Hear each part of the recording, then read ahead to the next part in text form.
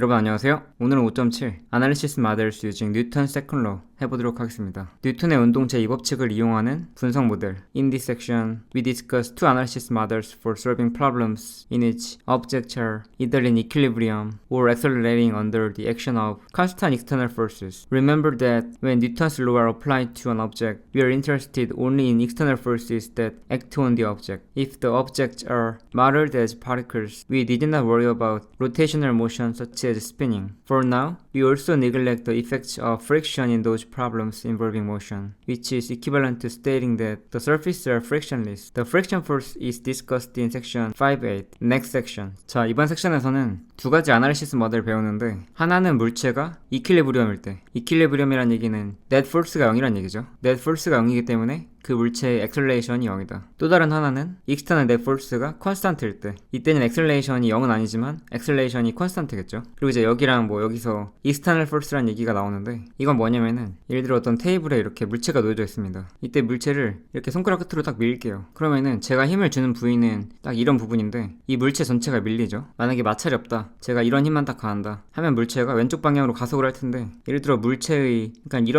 이런 부분을 보면은 여기는 제가 손가락으로 밀지도 않았는데 왜 왼쪽으로 가속할까요? 왜냐면은 이 물체를 이루는 분자들 혹은 원자들 사이에 내력이 존재하기 때문입니다. internal force. 그런데 이런 내력은 무시하고 이렇게 외력에 대해서만 생각을 하는 거죠. 내력에 대한 언급은 좀 나중에 나옵니다. 그래서 두 가지 아날리시스 모델. 첫 번째는 작용하는 힘들이 이퀄리브리엄, 밸런스드, 즉 net force가 0이어서 액셀레이션이 0일 때. 두 번째는 net force, 특히 external net force, 물체에 작용하는 외력의 합이 constant일 때. 이때는 액셀레이션이 0은 아니지만 constant겠죠. 물체의 운동 기술할 때는 internal force는 중요한 경우가 별로 없기 때문에 우리는 거의 대부분 external force에 관심이 있고요. 뉴턴의 운동 법칙도 대부분 external force에 대해서 생각을 합니다. 만약 물체가 파리클로 모델링이 되면은 우리는 그 물체의 스피닝, 자전 같은 회전 운동에 대해서 걱정하지 않아도 됩니다. 여기서 로테이셔널 모션과 스피닝 어떤 차이가 있냐면은 우리가 지구가 자전한다, 공전한다 할 때처럼 자전의 경우에는 어떤 물체가 이렇게 있으면은 그 물체가 회전하는 축이 그 물체 내부에 있습니다. 이렇게. 이건 자전이고요. 반면에 이런 물체가 있는데 회전축이 내부에 있든 아니면 이렇게 외부에 있든, 이렇게 외부에 있으면은 이렇게 움직이겠죠.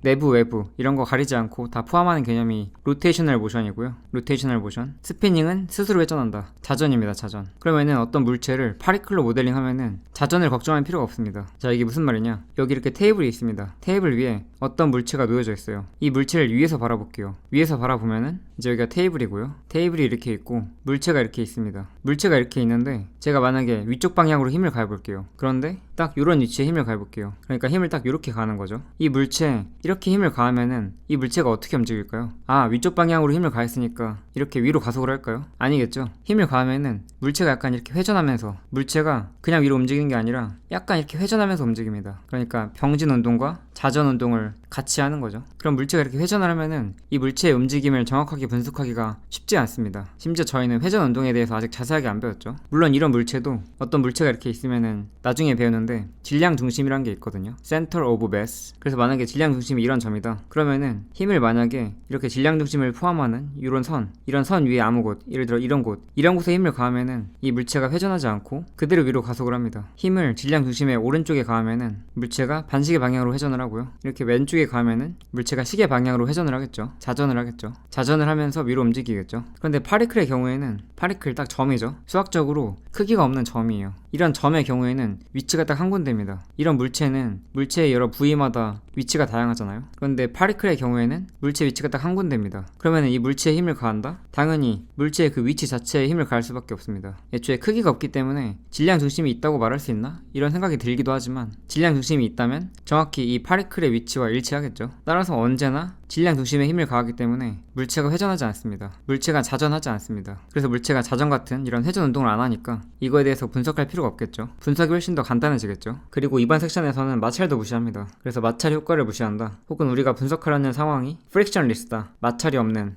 마찰이 있는 상황은 좀 이따가 다음 섹션에서 배웁니다. We usually neglect the mass of any ropes, strings, or cables involved. In this approximation, the magnitude of the force exerted by any element of the rope on the adjacent element is the same for all elements along the rope. In problem statements, the synonymous terms light and of negligible mass are used to indicate that a mass is to be ignored when you work the problems. When a rope attached to an object is pulling on the object, the rope exerts a force on the object in a direction away from the object, parallel to the rope. The magnitude T of that force is called the tension in the rope. Because it is the magnitude of a vector quantity, tension is a scalar quantity. 자, 지금 두 가지 분석 모델 배우기 전에 우리 실제 일상생활과는 다르게 분석을 좀 간단하게 해주는 그런 상황들 설명하고 있죠. 물체를 크기가 없는 입자처럼 생각을 한다. 그리고 마찰도 없다. 그리고 로프, 줄이나 스트링, 실이나 혹은 어떤 케이블, 분석에 쓰이는 이런 것들이 질량이 없다고 가정을 하고 문제를 풉니다. 일반적으로는. 자, 이 부분이 문장으로만 돼 있어서 이해가 잘 안 가실 수도 있는데 제가 그림으로 설명해 드릴게요. 이렇게 질량이 M인 물체가 있고 오른쪽에 이렇게 줄을 연결했습니다. 제가 이렇게 줄을 잡아당겨서 이 물체를 오른쪽으로 끌 거예요. 그러면 만약에 줄에 질량이 있다고 치면은 물체 질량을 M1이라고 하고 줄의 총 질량을 M2라고 하겠습니다. 자, 그리고 이 물체에 이렇게 중력 작용하죠. M1G. 그런데 이 물체가 이렇게 지구 중심 향해서 가속하지 않죠. 오른쪽 스페미안 따라서 움직이겠죠. 따라서 여기 수직항력이 이렇게 있어가지고 이 중력을 상쇄시키기 때문에 이 둘은 합쳐져서 0이 되기 때문에 이렇게 뉴턴 세컨 로 왼쪽에 어차피 사라지기 때문에 애초부터 무시해도 상관없습니다. 그런데 이 줄에도 질량이 있어서 줄에도 중력이 작용하죠. 그래서 이 줄의 모든 부분에 중력이 작용하기 때문에 줄이 이렇게 아랫방향으로 힘을 받는데 우리 경험상 줄이 아랫방향으로 가속하지 않죠. 왜냐면은 여기 이렇게 왼쪽이 고정이 되어 있고요. 그러니까 이 줄이 아랫방향으로 가속하고 싶어도 이 고정된 부분이 윗방향으로 힘을 작용시킵니다. 마찬가지로 이렇게 줄에 질량이 있으면은 저도 정확하게 수평 방향으로 오른쪽으로 힘을 가하는 게 아니라 이 블럭과 줄의 연결 부분이 줄이 아래로 가속하지 않게끔 위로 힘을 주는 것처럼 저도 이 물체를 아무리 오른쪽으로 옮기고 싶어도 살짝은 위로 힘을 줍니다. 이렇게. 그래서 제가 주는 힘의 방향이 이렇게 돼야 되고요. 그러면은 양 끝엔 힘을 주는데 가운데 힘을 못 주죠. 그럼 가운데는 아래로 이렇게 가속을 하나요? 아니죠. 가운데는 이 줄을 확대해 볼게요. 이렇게 확대하면은 이 가운데 부분, 줄의 가운데 부분은 가상으로 이렇게 이런 부분, 이런 걸 이 줄의 원소라고 합니다. 줄을 마치 집합으로 생각을 하면은 이런 부분들을 다 합치면은 전체 줄이 되니까 이런 걸 집합해서 원소처럼 원소라고 부르는 거죠. 엘레먼트. 그러면 실제 줄은 이만큼이지만 우리는 이렇게 가상으로 경계를 만들어서 이 줄에 대해서 생각을 하면은 이 줄에도 분명히 이렇게 중력이 작용할 텐데 왜 아래 방향으로 가속하지 않을까? 이 양쪽이 위로 당겨지기 때문입니다. 그런데 줄은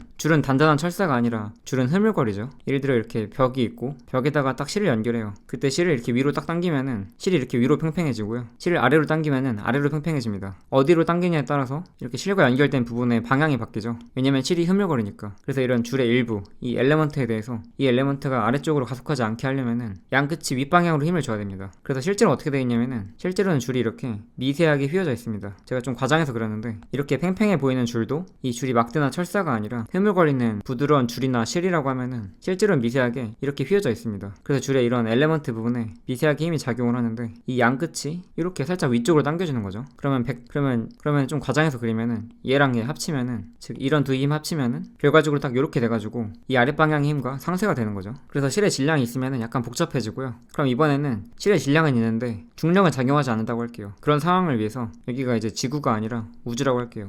우주라서 중력이 존재하지 않습니다. 당연히 우주에도 중력이 존재하는 곳들이 많을 텐데 저희는 그 중에서도 중력이 존재하지 않는 곳이라고 할게요. 그때 실에 연결해서 물체를 이렇게 오른쪽으로 끕니다. 그러면 M1, M2를 한 물체로 보면은 이 물체 힘이 딱 오르지 이 F 하나만 딱 가해지니까 이렇게 F 하나만 써주면 되고요. 이때 가속도 구하면은 M1, M2로 나눠주면은 이렇게 되겠죠. 그래서 이 나무 토막과 줄 둘 다 이런 가속도로 오른쪽으로 가속을 하는데 예를 들어 이 나무 토막도 이렇게 나무 토막을 구성하는 이미의 부분, 이미의 원소를 생각할 수 있고 마찬가지로 줄도 이미의 원소를 생각할 수가 있습니다. 그럼 예를 들어서 이 줄을 다시 확대해서 이렇게 그렸을 때 가운데쯤에 이런 원소를 생각해 볼게요. 예를 들어 전체 줄이 1m라고 하면은 100등분 했을 때 여기를 0.01m라고 할게요. 그러면 줄이 균일하다면은 질량이 100분의 m2겠죠. 그런데 줄은 어떤 특징이 있냐면은 줄을 당기면 팽팽하잖아요. 줄도 분자 그리고 원자 이런 것들로 이루어져 있을 텐데 간단하게 분자라고 할까요? 줄이 이렇게 분자들로 연결이 되어 있고 이 분자 사이에는 전기력이 작용하죠. 그래서 제가 오른쪽 끝을 당겨도 예를 들어 얘를 딱 당겨도 얘만 움직이는 게 아니라 나머지도 끌려 움직이죠. 서로 당기고 있으니까. 그래서 줄의 모든 원소들, 줄의 이런 모든 원소들은 줄이 팽팽하면은 서로 당기고 있습니다. 그럼 이제 이런 전체 줄에 대해서 이런 원소를 생각하면은 이렇게 양쪽에서 당겨지고 있습니다. 예를 들어 이런 분자라고 하면은 이렇게 양쪽에서 당겨지고 있는 거죠. 그리고 작용 반작용에 의해서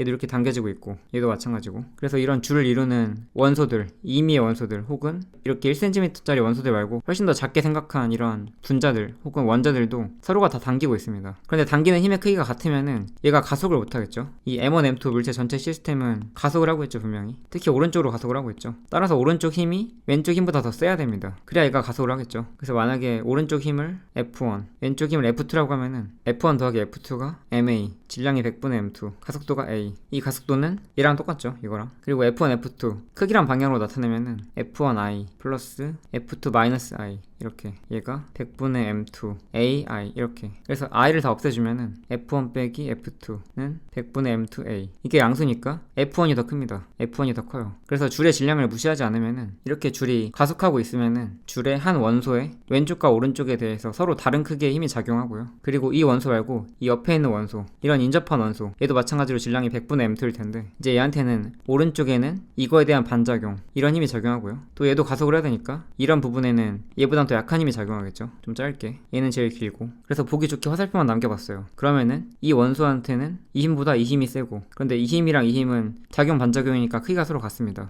그리고 얘한테는 이 힘이 이 힘보다 셉니다. 따라서 얘랑 얘를 비교하면은 얘가 더 세고 얘가 약하고, 이런 식으로 생각을 하면은 이렇게 인접한 원소마다 작용하는 힘이 달라져야 됩니다. 오른쪽으로 갈수록 점점 세지죠. 제일 끝으로 가면은 그때 작용하는 힘이 바로 얘죠, 요거. 그래서 이제 여기서 얘기한 게 이러한 근사를 사용하면은 로프의 어떤 엘레먼트에 작용하는 힘이 인접한 엘레먼트에 작용하는 힘과 같게 된다. 로프 전체를 따라서 이런 힘이 일정하다. 자, 만약에 로프에 질량이 없다고 가정을 해요. 즉 M2가 0이에요. 즉 이 값이 0이에요. 이 값이 0. 얘가 0이다. 이렇게. 그러면은 F1과 F2가 서로 같죠. 그러니까 다시 이제 이런 애로 봤을 때 아까 이게 F1이었고 이게 F2였죠. 이 두 힘이 같습니다. 얘네들도 전부 다 같아요. 그러니까 이제 이 물체가 이제 M2가 0이니까 0, 0 대입하면은 이 전체 시스템이 M1분의 F로 가속을 할 텐데, 그런데 이 엘레먼트에 대해서 생각을 해보면은 얘한테도 시그마 F는 MA인데 질량이 없죠. 이거 질량이 없어요. 그럼 우변이 0이기 때문에 항상 합력이 0이 돼야 됩니다. 즉 오른쪽 힘과 왼쪽 힘이 똑같아야 돼요. 이 왼쪽 힘에 대한 반작용이 이 빨간색이니까 얘랑 얘랑 같고 얘랑 얘랑 같으니까 얘랑 얘랑 같죠. 따라서 이제 얘랑 얘랑 같기 때문에 같은 이유로 나머지들도 다 같습니다. 그러니까 줄의 질량을 무시할 때는 줄에 작용하는 이런 힘의 크기들이 전부 다 같은 거죠. 이렇게 줄에 작용하는 힘의 크기들, 전체 줄의 한 원소에 대해서 생각을 했을 때 이렇게 양쪽에서 당기고 있죠. 이런 힘의 크기를 장력이라고 합니다. 텐션, 장력. 그리고 줄이나 실이나 케이블의 질량을 무시하면은 줄이 오른쪽으로 가속을 함에도 불구하고 힘이 필요가 없는 거죠. 넷폴스가 0인 거죠. 그래서 줄을 따라서 줄의 모든 엘레먼트에 대해서 장력, 텐션이 일정하다. 아직 힘에 대해서 익숙하지 않을 수 있기 때문에 이해하시는데 약간 어려웠을 수도 있어요. 저희가 힘 공부를 어느 정도 한 다음에 나중에 교과서에서 장력에 대해서 좀 더 자세히 나오면은 그때 다시 설명을 드리겠습니다. 그러면 그때는 완벽하게 이해하실 수 있을 것 같아요. 이해를 다 못한다고 하시더라도 최대한 이해하려고 한번 해보세요. 어차피 나중에 이해를 해야 되고 지금 노력을 하면은 그만큼 도움이 됩니다. 그래서 이번 섹션에서 마찰력도 무시하고 줄이나 실이나 케이블의 질량도 무시하고요. 이렇게 줄이나 실이나 케이블의 질량 무시한다는 얘기를 문제에서 줄이 가볍다고 표현을 하거나 질량을 무시할 수 있다고 표현을 합니다. 질량을 무시할 수 있다는 얘기는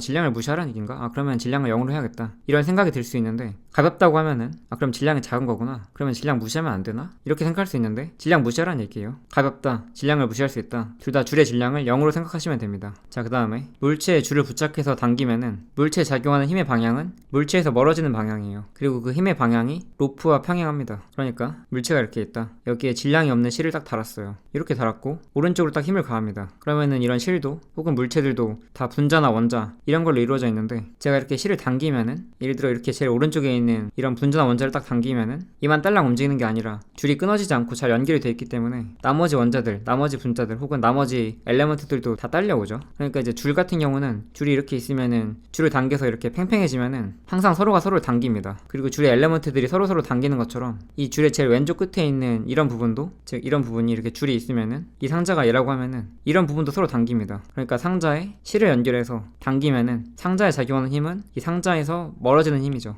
물체에서 멀어지는 힘, 물체에서 멀어지는 힘. 그리고 힘의 방향은 줄과 평행합니다. 제가 줄을 이렇게 당기면은 힘이 이런 방향으로 작용을 하고요. 실을 이렇게 당기면은 물체의 힘이 이렇게 작용합니다. 그래서 물체에서 멀어지는 방향으로 실과 평행하게 힘이 작용합니다. 그리고 실로 이렇게 물체를 당길 수는 있어도 실로 물체를 밀 수는 없죠. 실은 흐물흐물하니까, 막대가 아니라. 그리고 이렇게 실과 물체가 연결된 그런 연결 부분도 항상 당겨지고 있다. 모든 엘레먼트들이 당겨지고 있다. 이렇게 실의 내부에 작용하는 힘들, 실이 팽팽할 때 내부에 작용하는 힘들을, 내부에 작용하는 이 힘의 크기를 텐션 장력이라고 하고요. 힘의 크기이기 때문에 얘는 스케일러 퀀티티입니다. 자, 이어서 아날리시스 모델 The Particle in Equilibrium. 첫 번째 아날리시스 모델 한번 보죠. If the acceleration of an object modeled as a particle is zero, the object is treated with the particle in equilibrium model. In this model, the net force on the object is zero. 저희 이번 섹션에서 배우는 두 가지 분석 모델 중에서 첫 번째 분석 모델 이퀄리브리엄일 때 acceleration 0일 때죠. acceleration 0이면은 시그마 F는 MAA에서 A가 0이니까 즉 우변이 0이니까 좌변도 0입니다. 물체에 작용하는 net force가 0이에요. Consider a lamp suspended from a light chain fastened to the ceiling as in figure 58A.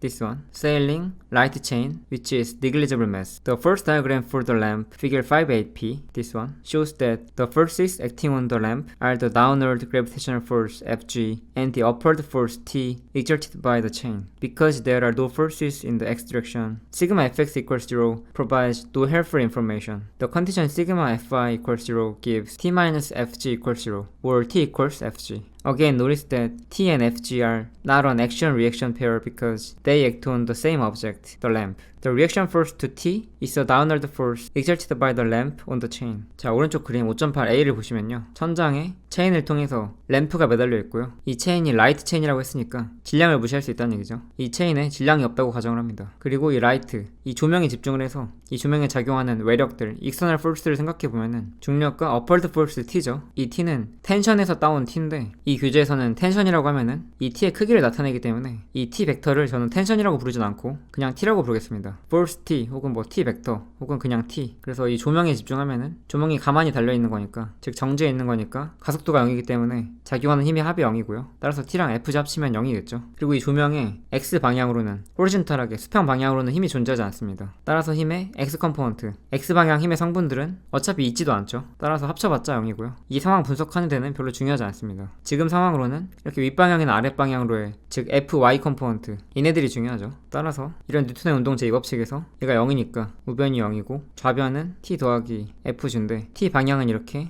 윗방향이고 FG 방향은 이렇게 아랫방향이죠. 이게 0이다. 따라서 J 없애면은 T 빼기 FG가 0이다. 자, 이 힘의 Y성분 T죠. 그리고 이 힘의 Y성분은 FG가 아니라 마이너스 FG죠. J 제외한 나머지니까. 따라서 이렇게 쓰면은 얘는 이 힘의 이렇게 벡터가 아닌 Y성분 이 합이 0이다. 이런 걸 쓴 거고요. 그러니까 T 더하기 마이너스 FG가 0이다. 이런 뜻이죠. 따라서 이제 넘기면 같아지고요. 이 과정을 생략해서 쓴 게 요 식이죠. 그리고 여기서 T와 FG 작용 반작용 관계가 아니죠. 작용 반작용은 서로 다른 물체에 작용하죠. 그런데 이 T와 FG 둘 다 램프에 작용하는 힘이에요. 따라서 작용 반작용 아니고요. 크기가 같고 방향이 반대라고 해서 작용 반작용으로 착각하면 안 되겠죠. 그러면은 T가 작용이라고 하면은 이거에 대한 반작용은 이 T는 체인이 조명을 당기는 힘이기 때문에 그러니까 이제 T는 체인이 램프에 작용하는 힘. 따라서 반작용은 램프가 체인에 작용하는 힘. 램프가 체인을 아래로 당기고 있습니다. 이게 바로 이 T의 반작용입니다. 그리고 FG는 보통 이런 중력은 물체 중간쯤에다 그리는 경우가 많은데 그냥 보기 깔끔하게 아래다 그린 것 같아요. 어쨌든 이 FG는 지구가 조명을 당기는 힘이기 때문에 이거에 대한 반작용은 조명이 지구를 당기는 힘이죠. FG는 지구가 조명 당기는 힘, 반작용은 조명이 지구 당기는 힘. 이렇게 크기 같고 방향 반대. 이어서 Example 5.4 page 107 shows an application of the particle in equilibrium model. 자, 이 equilibrium 모델에 대한 예제는 좀 이따가 5.4에서 나온다고 합니다. 여기서 좀 이따 보고요. 이어서 다음 페이지 Analysis model The particle under a net force. 파리클에 함력이 작용할 때 under a net force니까 이 net force가 0은 아니란 얘기죠. 그리고 아마 위에서 예고한 대로 이 net force가 constant일 때 다룰 것 같아요. 한번 보죠. If an object experiences an acceleration, its motion can be analyzed with the particle under a net force model.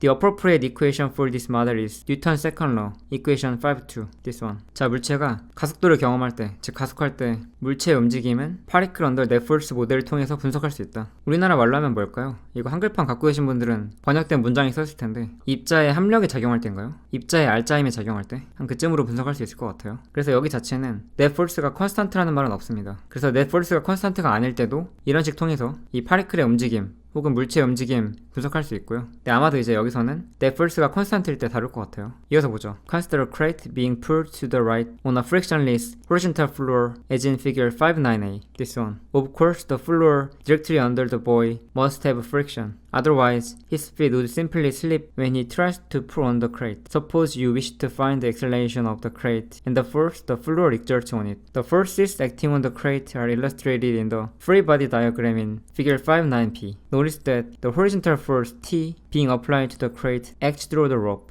The magnitude of T is equal to the tension in the rope. In addition to the force T, the free body diagram for the crate includes the gravitational force Fg and the normal force N exerted by the floor on the crate. 자, 크레이트의 나무 상자인데 그림 5.9 A 이 그림을 한번 보세요. 수평이고 마찰이 없는 바닥 위에 놓여진 이 나무 상자가 당겨지고 있습니다. 자, 여긴 마찰이 없고요. 여긴 마찰이 있어야지 이 소년이 이 나무 상자를 당길 수가 있겠죠. 그래서 이제 여긴 마찰이 있다는 가정이고요. 여기만 마찰이 없다. 자, 이때 여러분이 어떤 걸 알고 싶냐? 일단 나무 상자의 가속도 몇인지 궁금하고요. 그리고 바닥이 나무 상자에 가하는 힘이 있다면은 과연 몇일까? 그 두 가지가 궁금합니다. 나무 상자의 가속도와 바닥이 나무 상자에 가하는 힘. 일단 이 나무 상자에 집중해서 나무 상자에 가해지는 힘을 이 B번 그림처럼 프리 바디 다이어그램, 이 교재에서는 프리 바디 다이어그램이라고 하면은 어떤 한 물체에 집중해서 그 물체에 작용하는 힘들 그리고 그 물체를 파리클로 모델링하죠. 그래서 나무 상자를 파리클로 모델링하고 이때 이 나무 상자에 작용하는 힘들 이렇게 전부 다 그려봤습니다. 그리고 이렇게 줄 통해서 작용하는 이 힘 T라고 표시했는데 이 T의 크기는 텐션과 같다. 그러니까 이렇게 나무 상자가 있으면은 이 나무 상자의 크기를 생각하면은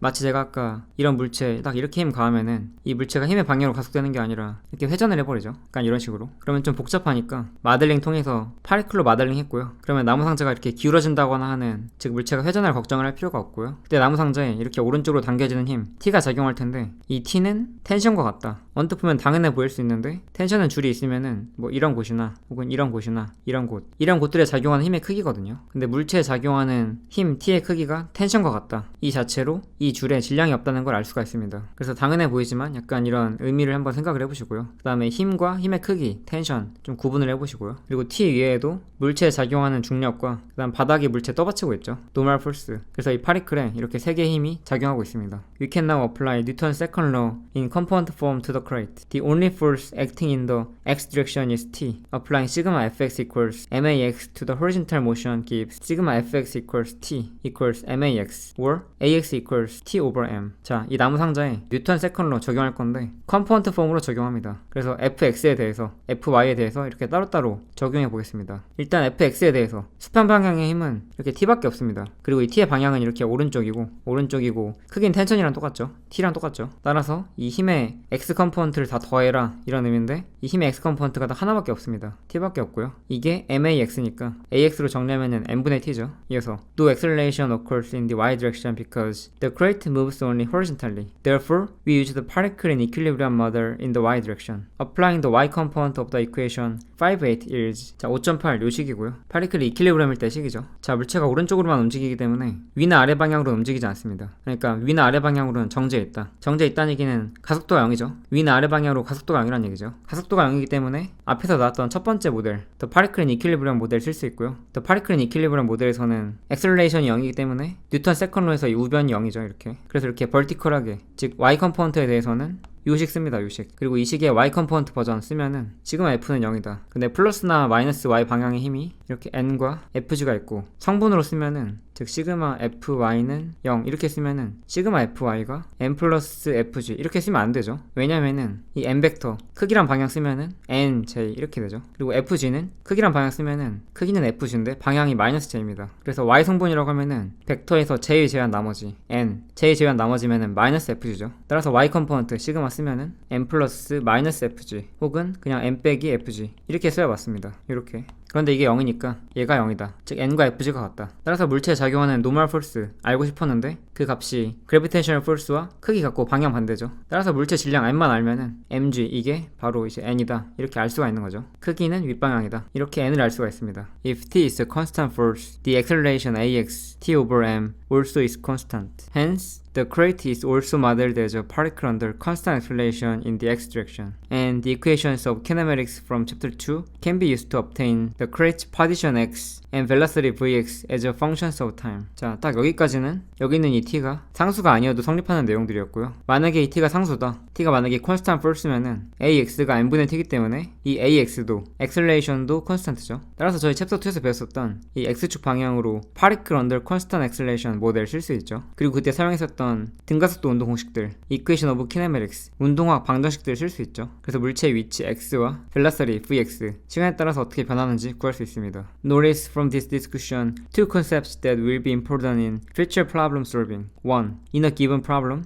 it is possible to have different analysis models applied in different directions. The crate in figure 5.9 is a particle in equilibrium in the vertical direction and a particle under a net force in the horizontal direction. 2. It is possible to describe an object by multiple analysis models. The crate is a particle under a net force in the horizontal direction and is also a particle under constant acceleration in the same direction. 자, 위에서 했던 이 논의 가지고 앞으로 문제 푸는데 중요한 두 가지 개념 알 수 있는데, 첫 번째는 given problem. 주어진 문제가 하나더라도 방향에 따라서 다른 종류의 아날리시스 모델 쓸 수 있다. 그래서 이 그림 5.9 보시면은 이렇게 vertical direction으로는 이 particle in equilibrium 이 아날리시스 모델 쓸 수 있고요. 그 다음에 horizontal하게는 the particle under a net force 이 모델 쓸 수 있죠. 그리고 두 번째, 물체에 대해서 기술할 때, 물체에 대해서 설명할 때 여러 개의 아날리시스 모델 쓸 수 있습니다. 저희 수평 방향으로는 particle under a net force 모델 써가지고 힘 분석했었고, 그 힘으로부터 가속도 구한 다음에 똑같이 수평 방향에 대해서 particle under constant acceleration 모델 쓸 수 있었죠. In the situation just described, the magnitude of the normal force n is equal to the magnitude of Fg, but that is not always the case, as noted in Pitfall Prevention 5.6. For example, suppose a book is lying on a table and you push down on the book with a force F as in figure 5.10, this one, because the book is at rest and therefore not accelerating, which means sigma Fi equals 0, which gives n minus Fg minus F equals 0, or n is Fg plus F, which is mg plus F. In this situation, the normal force is greater than the gravitational force. Other examples in which n does not equal Fg are presented later. 자, 여기서 normal force와 gravitational force 크기 같았었죠. 방향 반대고. 그런데 이렇게 normal force가 gravitational force와 항상 크기가 같냐 하면 아니라고 했었죠. 앞에 Pitfall Prevention 5.6에서 다뤘었습니다. 이렇게 normal force의 크기와 gravitational force의 크기가 서로 다른 그런 예시 왼쪽 그림에 나와 있습니다. 자, 이 책은 좀 가볍기 때문에 이렇게 조그마한 크기의 gravitational force가 작용을 하는데,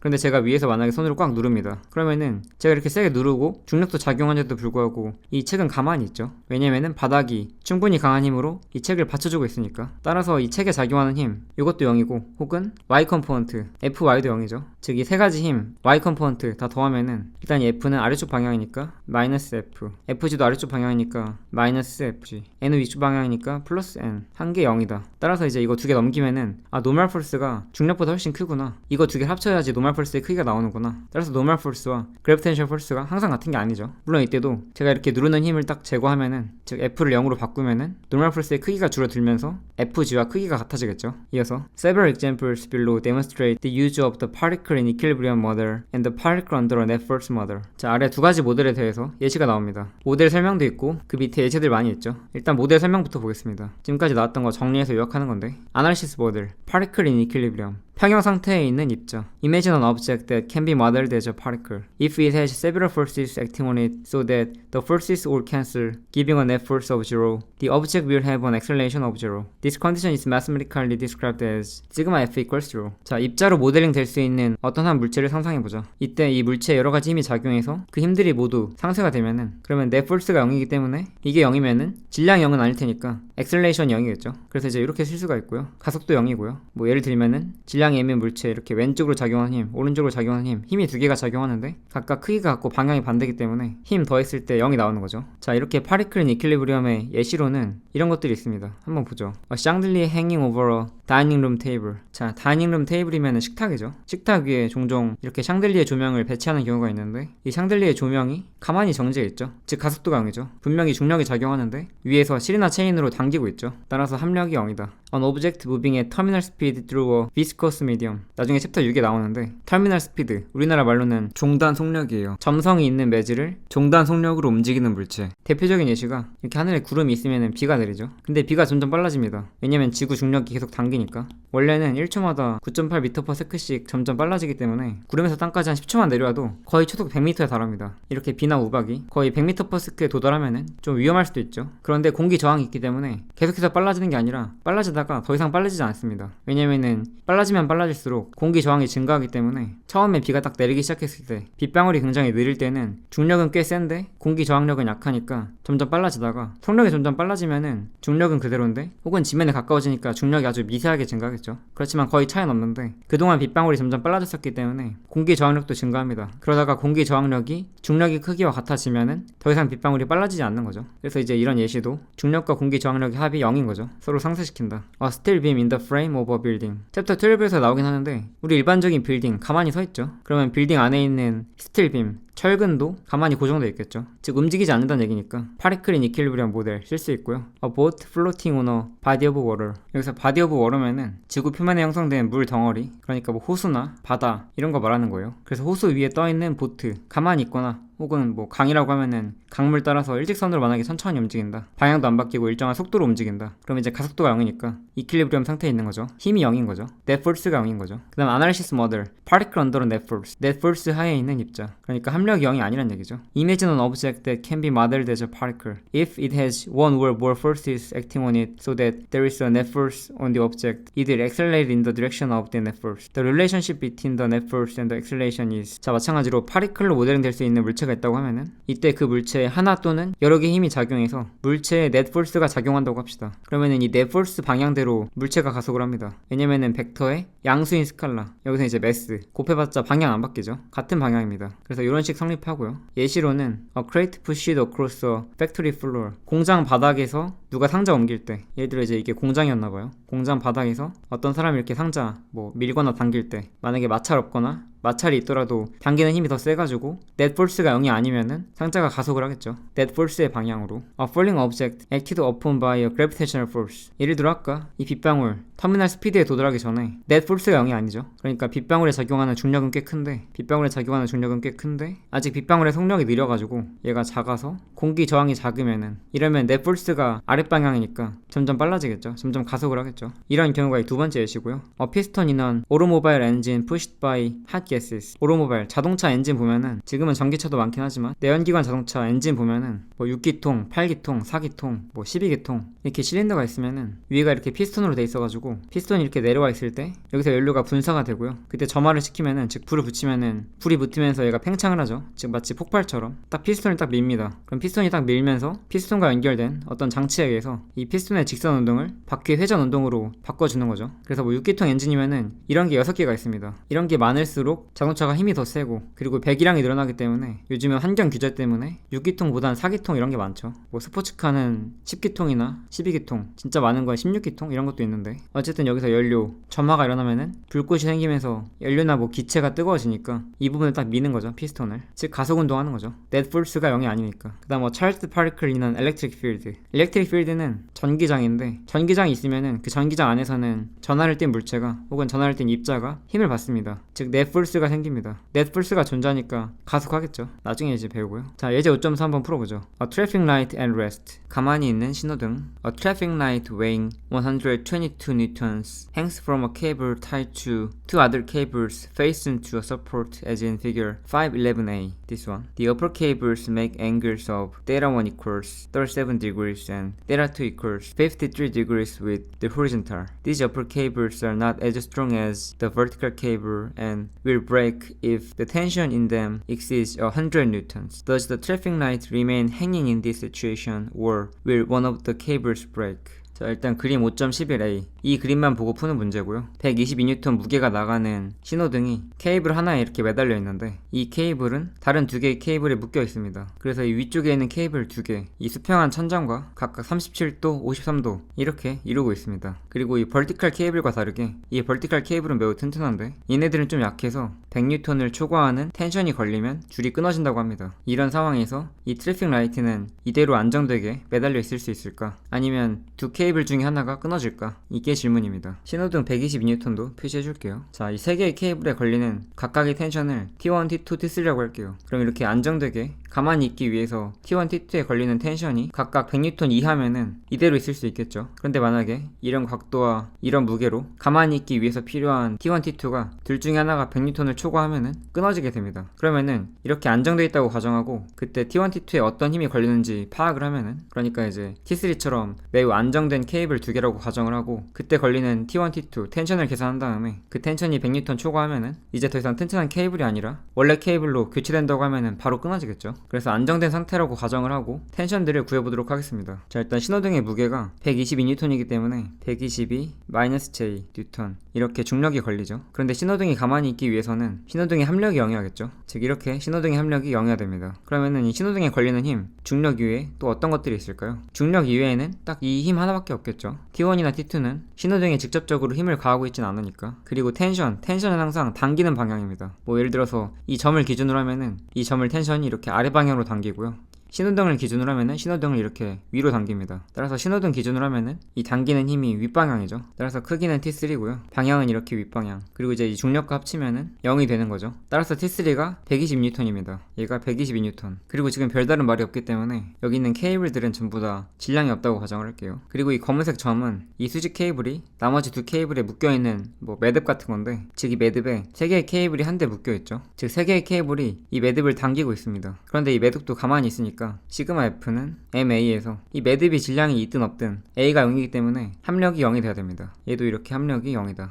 그리고 아까 화살표로 아직 표현하지 않은 우리가 이미 알아낸 힘들 몇 개 더 화살표로 표현해볼게요. 일단 신호등이 이렇게 아랫방향 중력 작용하고 딱 이 부분, 딱 이런 부분에 이런 부분에 이 케이블에 의해서 신호등의 무게와 같은 크기 반대 방향의 힘이 작용하죠. 그리고 이 케이블이 신호등을 당겨주기 때문에 신호등도 케이블을 당깁니다. 그래서 그런 힘이 이런 힘이죠. 보기 편하게 이런 힘들은 명확하니까 지워줄게요. 그래서 신호등과 이 수직 케이블 연결 부위에 이렇게 서로 작용 반작용 관계에 있는 두 힘을 표시했고요. 그리고 이제 이 매듭에 이 세 개의 힘을 표시할 건데 화살표가 너무 길기 때문에 스케일링을 좀 해서 화살표를 좀 짧게 만들게요. 여전히 122N이긴 하지만 화살표를 좀 짧게 만들 거고요. 자, 그러면은 이 점에 대해서도 이 케이블이 당기고 있겠죠. 122N으로. 그래서 한 이 정도로 스케일링한 이 122N 힘을 표시해 줄 거고요. 그리고 T1, T2의 크기 아직 잘 모르지만 그냥 대략적으로 표시해 보면은 T1, T2도 텐션이 작용해서 마찬가지로 이 부분을 당기겠죠. 케이블이기 때문에 이런 점을 밀지 못하고 항상 당깁니다. 그래서 뭐 대략적으로 이렇게, 여기도 이렇게 눈에 잘 띄게 색깔을 통일해 줬고요. 검은색 점에 이렇게 세 힘이 작용해서 함력이 0이 돼야 됩니다. 검은색 점은 질량이 없기 때문에 중력은 따로 작용하지 않고요. 자, 그리고 제가 화살표를 이렇게 케이블과 나란한 방향으로 그렸죠. 왜냐면 케이블은 흐물흐물하고 항상 이 케이블의 방향으로 당기죠. 약간 이렇게 엇나가는 방향이 아니라 케이블의 방향으로 당깁니다. 흐물흐물한 부드러운 케이블, 줄, 실 전부 다 이렇게 팽팽하면은 그 방향으로 당깁니다. 얘도 마찬가지고 얘도 마찬가지고. 그리고 이 세 힘이 합쳐서 0인 걸 표현하기 위해서 이 힘들을 수평과 수직 방향의 성분들로 표현해 주겠습니다. 일단 T1, 얘는 스칼라인 텐션인데 이 화살표를 T1, 이 화살표 T2, 이 화살표 T3 이렇게 하면 이제 얘네는 벡터죠. 그럼 T1 벡터는, 즉 이런 화살표는 좀 확대해 볼게요. 이런 힘 더하기 이런 힘이니까 이런 힘은 이렇게 왼쪽 방향, 즉 마이너스 X 방향이고 크기는 T1 코사인 37도 해주면 되겠죠. 따라서 마이너스 I 방향에다가 T1 코사인 37도, 그리고 이런 힘은 사인 윗방향이죠. JT1 사인 37도. 그리고 마찬가지로 T2는 오른쪽 방향과 윗방향입니다. I T2 코사인 53, 그리고 플러스 J T2 사인 53. 그리고 T3는 아랫방향 성분밖에 없죠. 마이너스 J고 크기는 122N. 그럼 이제 이거 세 개 다 합치면은 0이다 이렇게 하면 되겠죠. 혹은 애초에 성분별로 스칼라로 써가지고 FX 합도 0이고 FY 합도 0이다 이렇게 써도 됩니다. 이번엔 이렇게 한번 써볼게요. 자, 수평 성분 이렇게 I 제외한 나머지죠. I 제외한 나머지, 여긴 I가 없고요. 따라서 마이너스 T1 코사인 37 그리고 플러스 T2 코사인 53 합친 게 0이고요. 그 다음 수직 성분은 3개 있습니다. 플러스 T1 사인 37 플러스 T2 사인 53 마이너스 122 뉴턴. 그래서 이렇게 연립방정식이 나왔는데 위에 거 딱 넘겨서 T1이나 T2를 정리한 다음에 여기에 대입해주면 되겠죠. 저는 T1을 먼저 구해볼게요. 그러기 위해서는 위의 식을 T2를 정리하면 되겠죠. 일단 이거 이렇게 넘기면은 이렇게 되고요. 그 다음 T2를 정리하면은 나눠주면 되겠죠. 이렇게. 따라서 이 T2를 여기 대입을 할게요. 여기서 이 T2 자리에 이거 딱 대입을 하면은 이렇게 되죠. 그런데 이게 0이다. 그러면은 122N 넘기면은 122N은 나머지, 그리고 T1으로 묶어주면은 사인 37 그리고 요거 더하기. 따라서 T1 구하면은 이걸 이제 나눠주면 됩니다. 그래서 T1은 요거분의 요거. 계산기 쓰면은 122 나누기 사인 37 더하기 코사인 37 곱하기 사인 53 나누기 코사인 53. 애초에 이만큼 탄젠트로 써도 되죠. 계산해주면은 T1이 73.4 나옵니다. 유숫자 3개죠. 유숫자가 3개니까 T1이 73.4 뉴턴이고요. 100뉴턴 이하니까 T1은 적어도 안 끊어지겠죠. 그런데 만약 T2가 끊어진다. 그럼 이제 이게 끊어지면서 얘네도 움직이기 시작할 테고, 그러면 결국에는 T1도 끊어질 거예요. T1은 100뉴턴까지밖에 못 견디니까. 자, 그럼 T2도 한번 구해볼게요. T1 구했으니까 여기다 대입하면 되죠. T2는 T1 곱하기 코사인 나누기 코사인 하면은 97.4. 따라서 T1, T2 둘 다 끊어지지 않습니다. 100뉴턴 이하기 때문에 T1이 73.4 T2가 97.4 맞게 이렇게 나왔죠. 따라서 케이블들 둘 다 안 끊어진다. 그리고 이 문제에 대해서 이왕 좀 깊게 생각을 해봤으니까 여기 와리프 있거든요. 와리프도 반드시 꼭 풀어보세요. 모르겠으면 댓글로 질문 주시기 바랍니다. 그리고 실력 향상 목적이시면 절대로 풀이 먼저 보지 마시고요. 자, 이어서 Conceptual Example 5.5 Forces between cars in a train. 한 대의 기차 안에 있는 여러 자동차들 사이에 작용하는 힘들. 자, 그런데 문제 보니까 기차 안에 자동차를 실은 게 아니라 기차가 있으면은 여러 개의 칸들이 연결돼 있죠. 그 칸들 하나하나를 카라고 하는 것 같은데요. 일단 읽어볼게요. Train cars are connected by couplers which are under tension as the locomotive pulls the train. Imagine you are on a train speeding up with a constant acceleration. As you move through the train from the locomotive to the last car, measuring the tension in each set of couplers, does the tension increase, decrease, or stay the same? When the engineer applies the brakes, the couplers are under compression. How does this compression force vary from the locomotive to the last car? Assume only the brakes on the wheels of the engine are applied. 자, 이렇게 말로만 돼 있으면은 물론 머릿속으로도 풀 수 있겠지만 그림을 일단 그려 놓으면은 그 그림을 보고 하면 되니까 머리가 에너지를 덜 씁니다. 일단 그림을 한번 그려볼게요. 기차가 이런 여러 칸들이 여기서 이 각각을 트레인 카라고 하는데 트레인 카들이 연결이 돼 있죠. 그리고 제일 앞에는 로코모티브 기관차가 있습니다. 그러니까 이제 얘만 엔진이 있고 나머지는 얘한테 끌려다니는 거죠. 요거 기관차라고 할게요. 로코모티브. 그리고 이런 트레인 카들이 그리고 트레인 카와 로코모티브 사이도 이렇게 커플러라고 하는 것에 연결이 되어 있습니다. 이렇게. 그래서 여러분이 기차에 타 있는데 이 기차가 speeding up with a constant acceleration. 일정한 가속도로 점점 빨라지고 있다고 합니다. 즉 이렇게 A의 가속도로 점점 빨라지고 있다. 이때 여러분이 로코모티브부터 시작해서 마지막 칸까지 이 마지막 칸까지 이렇게 이동하면서 이 커플링에 작용하는 텐션들을 측정을 합니다. 그러니까 첫 번째 측정하고 두 번째 측정하고 세 번째 측정하고 이런 식으로. 이때 측정하면 측정할수록 즉 뒤에 있는 커플링일수록 텐션이 증가할 것인가 감소할 것인가 아니면 그대로일 것인가, 그러니까 전부 다 같을 것인가, 어떨 것 같나요?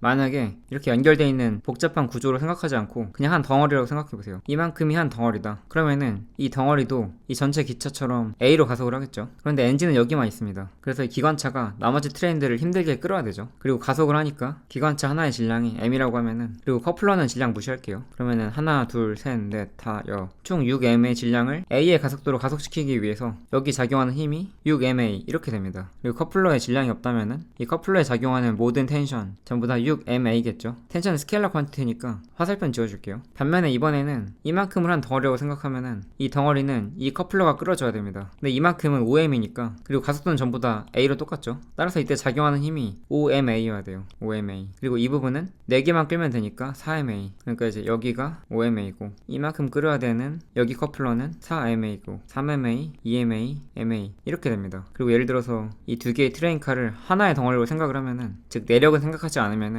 얘는 왼쪽에서는 2MA가 당기고 있고 오른쪽에서는 4MA가 당기고 있으니까 총 2MA 질량에 4MAI 플러스 2MA 마이너스 I 이렇게 작용을 하니까 이제 AI 이렇게 오른쪽으로 가속할 수 있는 거죠. 뭐 이렇게 생각해보고 아니면 뭐 하나만 생각해보고 이런 식으로 해봐도 다 마찬가지입니다. 그래서 이렇게 뒤로 갈수록 텐션이 디크리즈 한다 알 수가 있고요. 이게 마치 케이블에 텐션이 작용할 때 케이블에 질량이 있으면은 이때도 질량이 M1인 물체를 질량이 M2인 케이블을 이용해서 F로 당긴다, 즉 오른쪽으로 가속한다 하면은 이런 부분의 텐션이 이런 부분의 텐션보다 더 큽니다. 여기가. 왜냐면 여기는 이만큼을 당겨야 되고 여기는 이만큼만 당기면 되니까. 그래서 이렇게 텐션이 뒤로 갈수록 줄어드는 거 확인할 수 있고요. 자, 이번에는 엔진이요. 뭐 기관사인 것 같아요. 기관사가 브레이크를 밟는다. 그리고 여기 이제 가정이 있죠. 엔진의 바퀴에 달린 브레이크들만 오로지 작동을 한다. 그러니까 아마 실제 기차들은 이런 바퀴들에도 전부 다 브레이크가 있을 텐데 지금 문제 상황에서는 여기 있는 브레이크만 작동을 한다. 브레이크가 작동한다는 얘기는 오른쪽으로 가고 있다가 점점 느려진다는 얘기죠. 이번엔 가속도가 이렇게 왼쪽입니다. 그리고 이때는 커플러들에게 텐션이 아니라 컴프레션, 압축력이 작용을 합니다. 텐션일 때는 케이블이나 커플러들이 전부 다 당기는 역할을 했다면은 컴프레션일 때는 서로 밀어주는 역할을 합니다. 그러니까 이제 이만큼을 한 덩어리로 생각하면은 여기 있는 커플러가 이 큰 덩어리를 밀어주는 거죠. 즉 이렇게 왼쪽으로.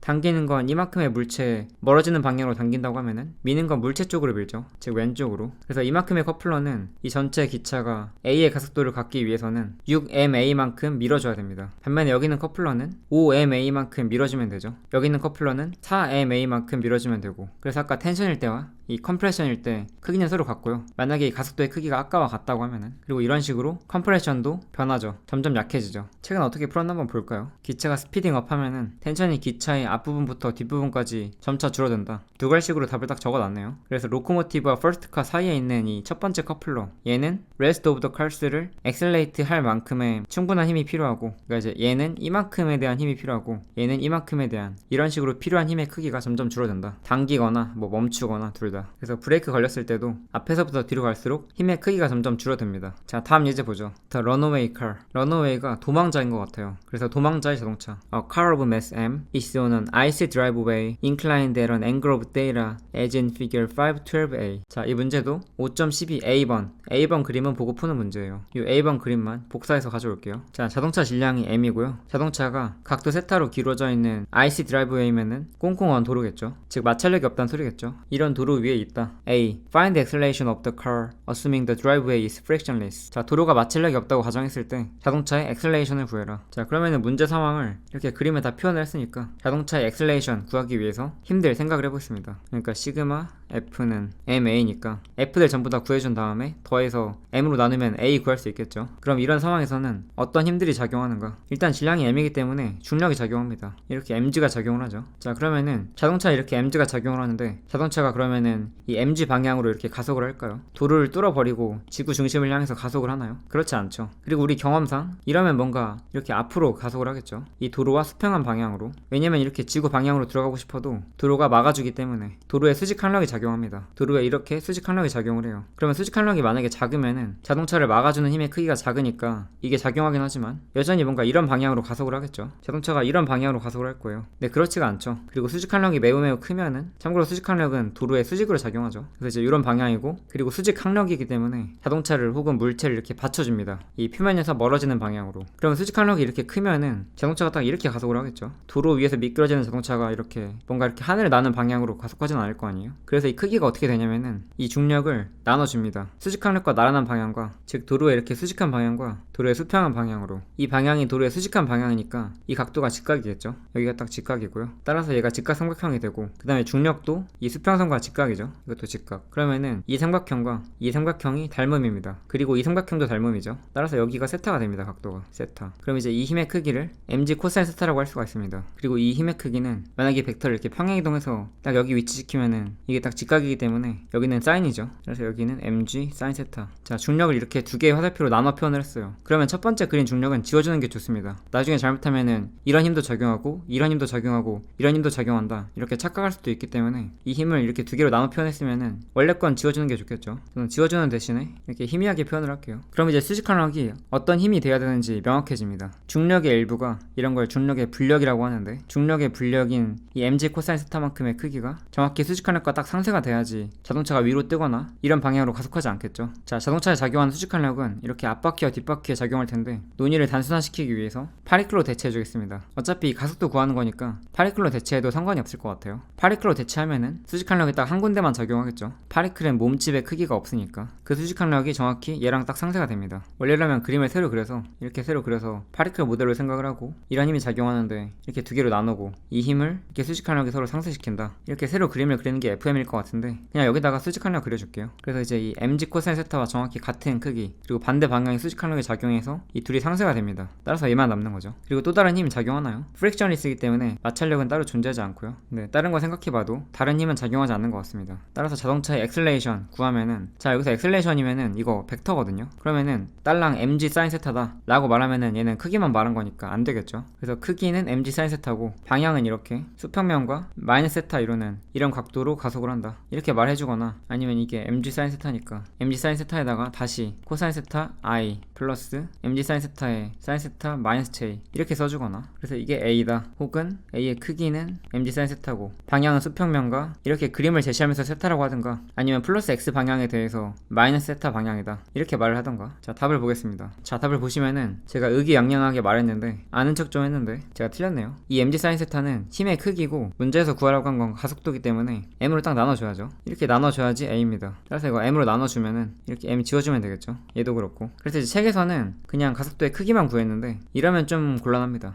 이러면 안 돼요. 제가 교수라고 하면은 이렇게 쓴 사람은 감점을 시킬 것 같습니다. 가속도의 크기를 구하라고 한 게 아니라 가속도를 구하라고 했으니까 가속도면 벡터거든요. 그러면 벡터로 써줘야 맞습니다. 그래서 이제 이렇게 크기와 방향 쓰던가 아니면은 이렇게 쓰던가 이게 맞습니다. 자, 책에서도 이렇게 파리클로 모델링해서 풀었어요. 이렇게 새로 축도 만들어졌네요. X축, Y축. 자, 다음 B번. Suppose the car is released from rest at the top of the incline and the distance from the car's front bumper to the bottom of the incline is t. How long does it take the front bumper to reach the bottom of the hill and what is the car speed as it arrives there? 자, 자동차가 멈춘 상태로 가속을 하고 그리고 인클라인이 이렇게 딱 끝나는 지점부터 앞 범퍼까지 이 거리가 d라고 하는데 몇 초 걸리느냐. 사실 이제 도로가 인클라인이 이렇게 딱 끝나는 게 아니라 인클라인이 끝난다는 의미는 평지가 나온다는 얘기겠죠. 이렇게. 그럼 이런 자동차가 앞 범퍼가 이렇게 평지와 부딪히는 이런 걸 구해야 되나? 이러면 상황이 복잡해지기 때문에 그리고 문제에서도 이런 상황을 고려해서 문제를 낸 게 아니기 때문에 파리클로 대체해서 이렇게 파리클이면 뭐 앞 범퍼, 뒷 범퍼, 중간 상관없죠. 이 파리클이 이렇게 거리 d만큼 움직이는데 몇 초 걸리는지 그리고 딱 이렇게 도달하는 순간에 속력은 몇인지 이거 구하라는 얘기죠. 그러면 가속도의 크기가 A가 아까 G sin 세타였죠. 그리고 거리가 D고 정지 상태에서 출발했으니까 VI가 0이죠. 그러면 지금 가속도가 일정하니까 왜냐면은 G 일정하고 이 도로에 기울어진 각도 세타 일정하죠. 따라서 등가속도 운동이고요. 이에 대한 등가속도 운동 방정식들 써주면 됩니다. 그럼 뭔가 이렇게 도로의 평행한 방향 이런 1차원적인 것만 생각하면 되니까 RF는 RI 더하기 VIT 더하기 2분의 AT 제곱 이런 식보다는 벡터식보다는 저희 챕터 2에서 다뤘었던 1차원 상에서의 운동 XF는 XI 더하기 VIXT 더하기 2분의 1 AXT 제곱 딱 요것만 써주면 될 것 같아요. VIX, AX 대신에 그냥 VIA 써주겠습니다. 처음 위치를 0이라고 할게요. 0이라고 하고 그 다음 처음 속력 0이죠. 따라서 식이 이렇게 간단해집니다. 그리고 나중 위치는 총 D만큼 이동하니까 D라고 하겠습니다. 혹은 애초에 XF는 XI 더하기 VIT 더하기 2분의 1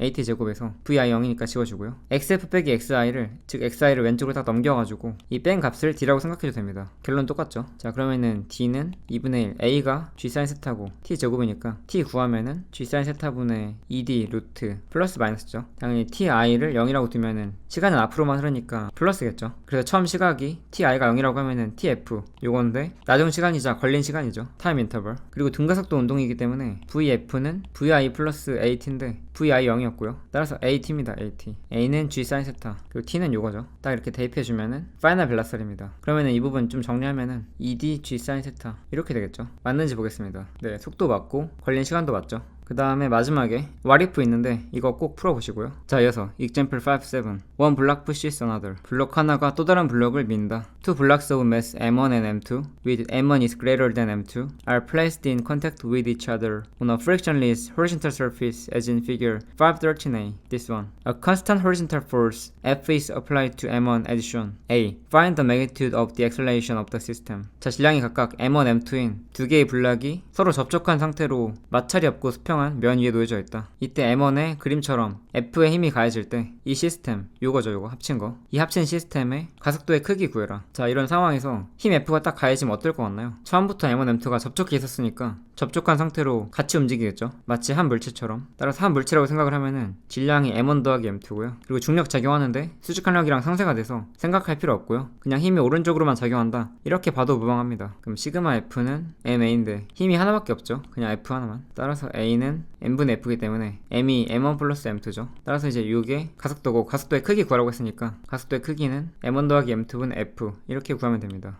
이렇게. 그 다음 B번 Determine the magnitude of the contact force between the two blocks. 두 물체 사이에 작용하는 컨택 포스의 크기 구해라. 자, 이 두 물체를 하나처럼 생각을 했지만 실제로 이렇게 접촉해 있는 다른 물체고 이 사이에 컨택 포스가 있습니다. 그러니까 이제 M2 입장에서는 나는 F가 날 밀어준 것도 아닌데 왜 이런 가속도로 가속을 할까? 왜냐면은 나는 M1이 밀어주니까. 그리고 M1 입장에서는 나에게 가해진 힘이 F가 있는데 난 질량이 M1이다. 그러면 나는 왜 M1분의 F로 즉 이 값이면은 얘보다 더 크죠. 나는 왜 이런 가속도로 더 빠르게 가속하지 못하고 이렇게 늦게 가속을 할까? 왜냐면 앞에서 M2가 나를 밀고 있으니까. 그러니까 M2가 앞으로 가속하기 위해서는 M1이 밀어줘야 되는데 M1이 M2를 민다는 얘기는 그에 대한 반작용으로 M2도 M1을 밀죠. 따라서 M1 입장에서는 왼쪽에서는 이제 F가 밀어주고 오른쪽에서는 M2가 밀기 때문에 근데 이제 이게 더 큰 거죠. 따라서 합력에 의해서 오른쪽으로 이동합니다. 그럼 어차피 이제 작용 반작용 관계니까 M1에 작용하는 이런 힘 구하기보다는 M2에 작용하는 힘 구하는 게 더 편합니다. M2에는 중력과 수직항력 그리고 M1이 밀어주는 힘 작용하는데 중력이랑 수직항력 그냥 무시해버리고 상쇄되니까 없애버리고 M1이 작용하는 힘만 구하면 되는데 M2의 가속도 이미 알고 있죠. 즉 M2에도 이렇게 뉴턴 세컨로 적용하면은 A 이미 알고 있습니다.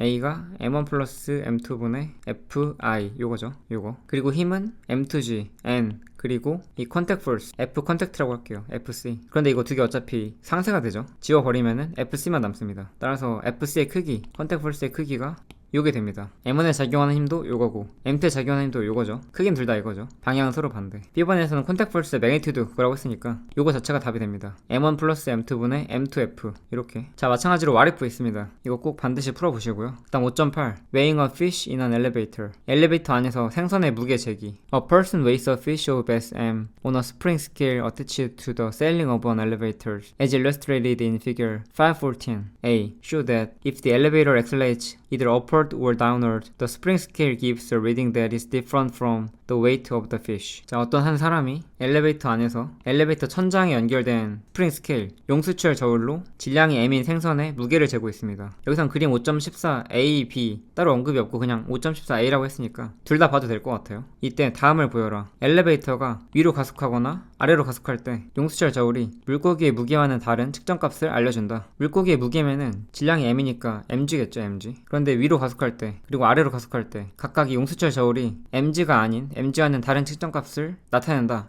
이걸 보여라. 자, 뭔가 이렇게 오른쪽 그림에 이렇게 답이 나오는 것 같은데 이건 왠지 안 보고 하면 더 좋을 것 같아요. 이거는 가려주겠습니다. 이때 생선 질량이 M이라고 했으니까 그림에 M이라고 표시해 줄게요. 그리고 엘리베이터가 위로 가속한다. 그리고 아래로 가속한다. 엘리베이터만 가속하는 게 아니라 엘리베이터 안에 탄 사람, 용수철 저울, 생선까지 전부 다 똑같이 A로 가속을 하겠죠. 이 시스템 전체가. 그러면 생선 입장에서 보면은 나는 질량이 M이기 때문에 내가 어떻게 움직이던 간에 나에겐 중력 mg가 작용을 해. 오른쪽 상황도 마찬가지죠. 중력이 mg 작용을 합니다. 그런데 왼쪽 그림에서는 위로 가속을 합니다. 생선이. 그렇다는 얘기는 용수철 저울이 당겨주는 힘이 mg보다 더 크다는 얘기죠. 반면에 오른쪽 그림에서는 나에게 중력이 작용하긴 하는데 아래로 가속한다는 얘기는 합력이 아래 방향이다. 즉 위에서 용수철 저울이 당겨주긴 하지만 mg보다 더 약하게 당겨주는 거죠. 따라서 무게보다 더 크게 측정이 되고 무게보다 더 작게 측정이 됩니다. 이게 컨셉추얼 엑젬플이었나요? 아니죠. 그러면은 각각의 스프링 스케일 구해보도록 하겠습니다. 자, 저울의 갈고리가 케이블이나 실이나 줄처럼 흐물거리는 재질은 아닌데 아마 철사 같은 걸로 되어 있는 것 같은데 이게 철사가 아니라 줄이어도 절 눈금엔 변화가 없겠죠. 그래서 이제 줄처럼 생각을 하면은 생선을 마치 줄로 당긴다고 생각을 하면은 이 줄에 걸리는 텐션 T 이렇게 표현을 해주고요. 첫 번째 이렇게 위로 가속을 할 때는 시그마 F는 MA 근데 F가 TJ에다가 MG-J죠. 이게 MA A는 참고로 AJ. 반면에 왼쪽의 경우에는 식은 거의 비슷한데 가속도가 아래이기 때문에 여기 J입니다. 즉 아래로 가속할 때는 얘가 -J. 그런데 저울은 이 T의 크기를 측정을 하죠. 텐션의 크기를. 따라서 T로 정리해 볼게요. T는 M, G 플러스 A가 되고요. 아래로 가속할 때는 T는 M, G 마이너스 A가 됩니다. 따라서 이 두 개의 값 mg와 다르죠. mg와 같지 않다. mg와 같지 않다. 만약에 가속도가 0이면은 같아지겠죠. 그때는 교재에서는 뭐 이렇게 썼는데 여기 있는 G 안에 딱 넣는 게 더 깔끔하지 않나요? 그러면 M에다가 이제 AY 플러스 G 저희처럼 나오죠. 이렇게.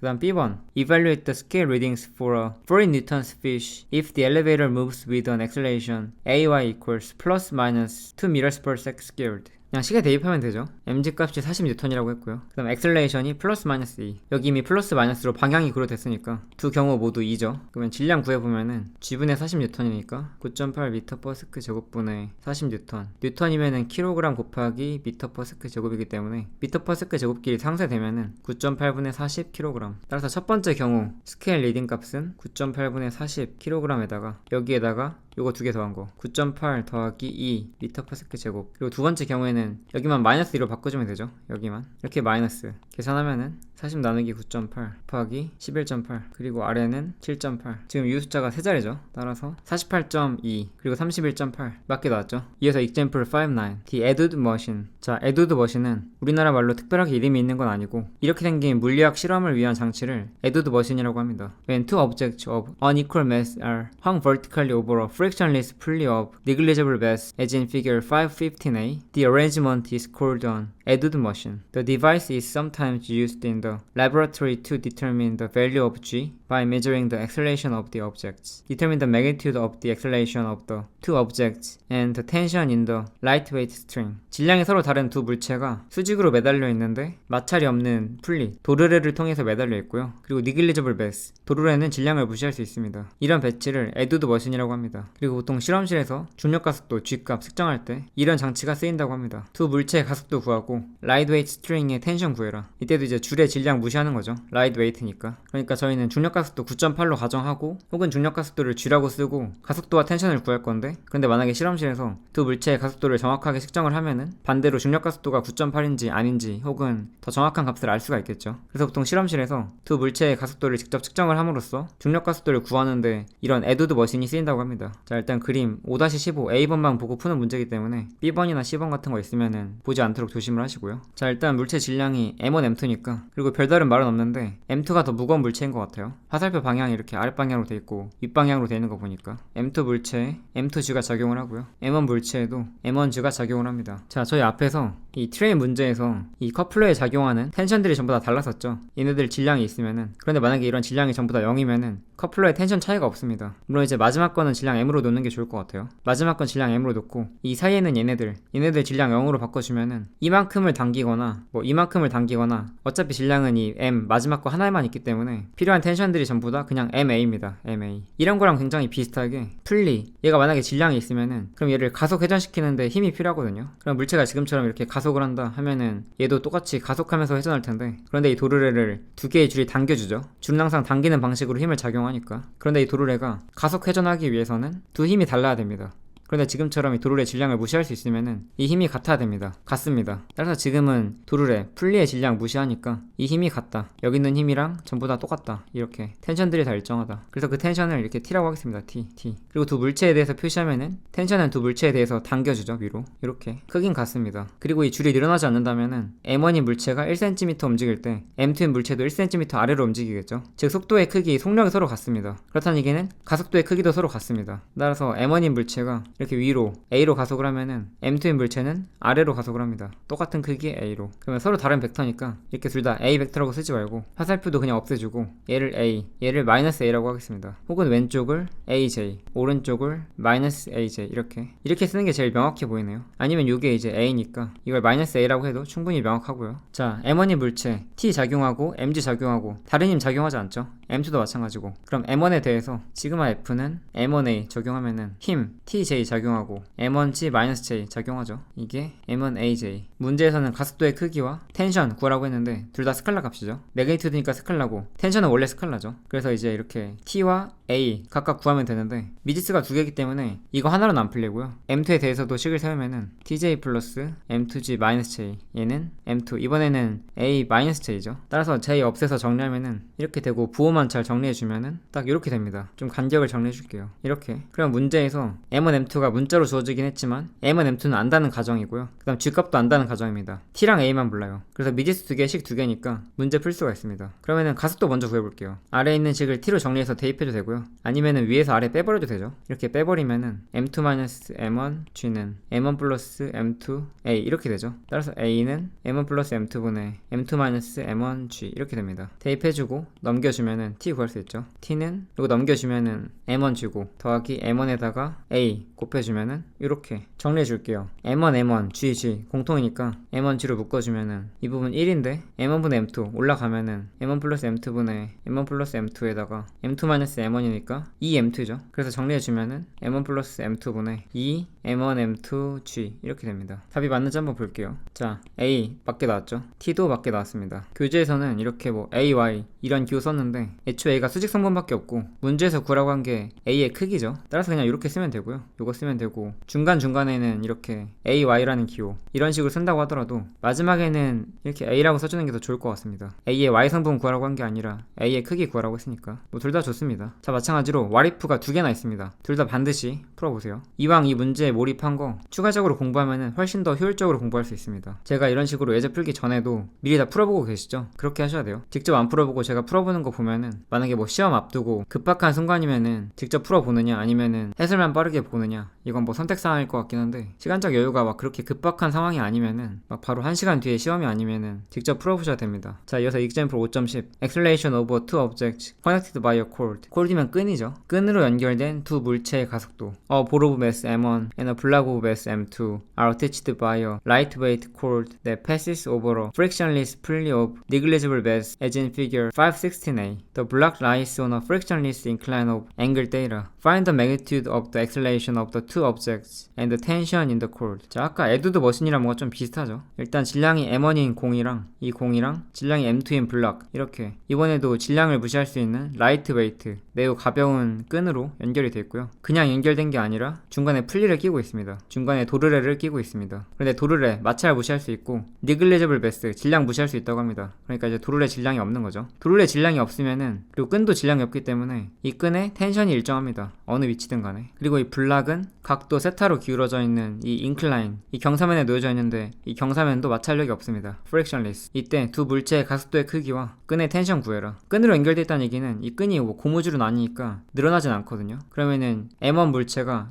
예를 들어 한 2cm 움직인다. 그때 M2 물체도 한 2cm 움직이겠죠. 그래서 가속도의 방향은 서로 다른데 속도의 크기가 같기 때문에 속도를 시간에 대해서 미분한 가속도의 크기도 서로 같습니다. 그래서 가속도가 똑같이 이렇게 크기는 A고요. 방향만 다릅니다. 자, 그럼 항상 아는 것부터 한번 표시를 해보죠. 일단 중력이 작용하겠죠. 이렇게 M1G, 얘도 M2G. 그리고 가속도의 방향이 이렇게 문제에 나와 있죠. 따라서 M1보다 M2가 더 무겁게 느껴지지 않나요? 이렇게 경사면에 있으면은 오히려 둘이 힘겨루기를 할 때 오히려 불리합니다. 경사면에 있으면 M2가 불리한데도 불구하고 오히려 이런 방향으로 가속을 하는 거 보니까 M2의 질량이 더 크지 않나. 물론 이렇게 경사면에 있으면은 이런 끌어당기는 힘이 불리하다는 거는 약간 직관적인 거고요. 아직 그렇게 느껴지지 않는 분들은 상관없습니다. 어차피 논리적으로 한번 따져볼 거예요. 뭐 어느 게 더 무겁든 간에 어쨌든 이렇게 중력이 작용을 하고요. 그런데 아까 그 기울어진 이 자동차 문제일 때처럼 중력을 이 경사면의 수직한 방향과 나란한 방향, 평행한 방향으로 나눠 써주겠습니다. 왜냐면은 수직항력이랑 상쇄되기 때문에 이렇게 중력을 나눠 생각하면은 문제가 더 간단해지죠. 얘는 이제 경사면이 아니라 이미 수직이기 때문에 나눠 생각할 필요는 없고요. 그리고 얘는 수직항력도 없죠. 반면에 이제 얘는 수직항력이 존재하니까 M2G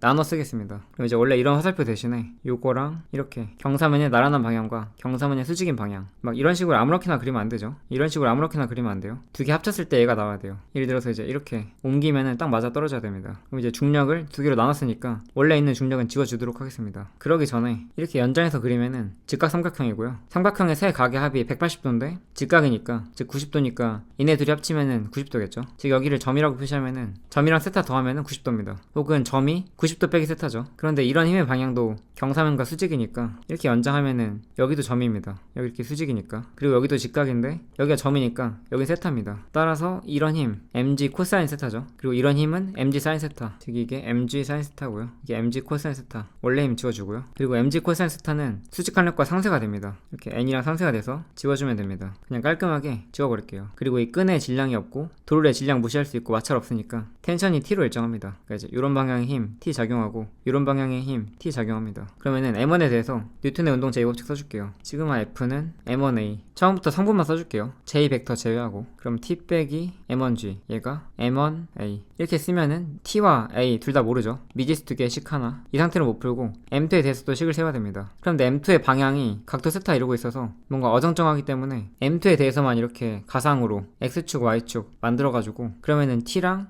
mg 사인 세타 이런 성분들이 간단하게 X성분으로 바뀌죠. 마찬가지로 마이너스 t 플러스 m2g 사인 세타, 여기 m2 안 써줬는데 m2로 바꿔줄게요. m2, 이게 m2a죠. 따라서 미지수 두 개, 식 두 개 완성이 됐습니다. 위에식 아래식 더해버리면은 t 사라지죠. 이게 더하면은 m2 사인 세타 빼기 m1 g로 묶이고요. 우변은 m1 더하기 m2a. 따라서 a는 요거분의 요거 딱 오면은 이렇게 되고요. 다음 t는 a에다가 M1 곱하고 요거 더해주면 되죠. T는 H에 넘기면은 M1으로 묶이겠네요. 그럼 M1에다가 G 더하기 요 A 이렇게. 그러면 G 공통이니까 밖으로 빼주면은 이렇게 바뀌고 분모 통분시켜주면은 이렇게 되면서 M1 더하기 M2 되죠. 그럼 M1, M1 사라집니다. 그리고 M2를 묶어서 밖으로 빼주면은 M1, M2, G 가로 열고 1 플러스 사인 세타 오버 M1 플러스 M2 맞는지 볼까요? 자, A는 맞게 나왔고요. T도 맞게 나왔습니다. 네, 이렇게 해주시면 되고요. 마찬가지로 RF 두 개나 있죠. 둘 다 꼭 풀어보시고요. 이어서 섹션 5.8 Forces of Friction. 드디어 마찰력입니다. 마찰력. When an object is in motion either on a surface surface or in a viscous medium such as air or water, there is resistance to the motion because the object interacts with its surroundings. We call such resistance a force of friction. Forces of friction are very important in our everyday lives. They allow us to work or run and are necessary for the motion of field vehicles. 물체가 어떤 표면 위나 점성이 있는 매질 안에서 움직일 때, 점성이 있는 매질이라고 하면은 예를 들어서 공기나 물속, 이때 이 물체의 움직임에 저항하는, 즉 물체의 움직임을 방해하는 레지스턴스가 있습니다. 왜냐면은 물체가 그 물체 주변 환경과 상호작용을 하기 때문에 이런 레지스턴스, 저항을 마찰력이라고 부릅니다. Force of friction 혹은 friction force.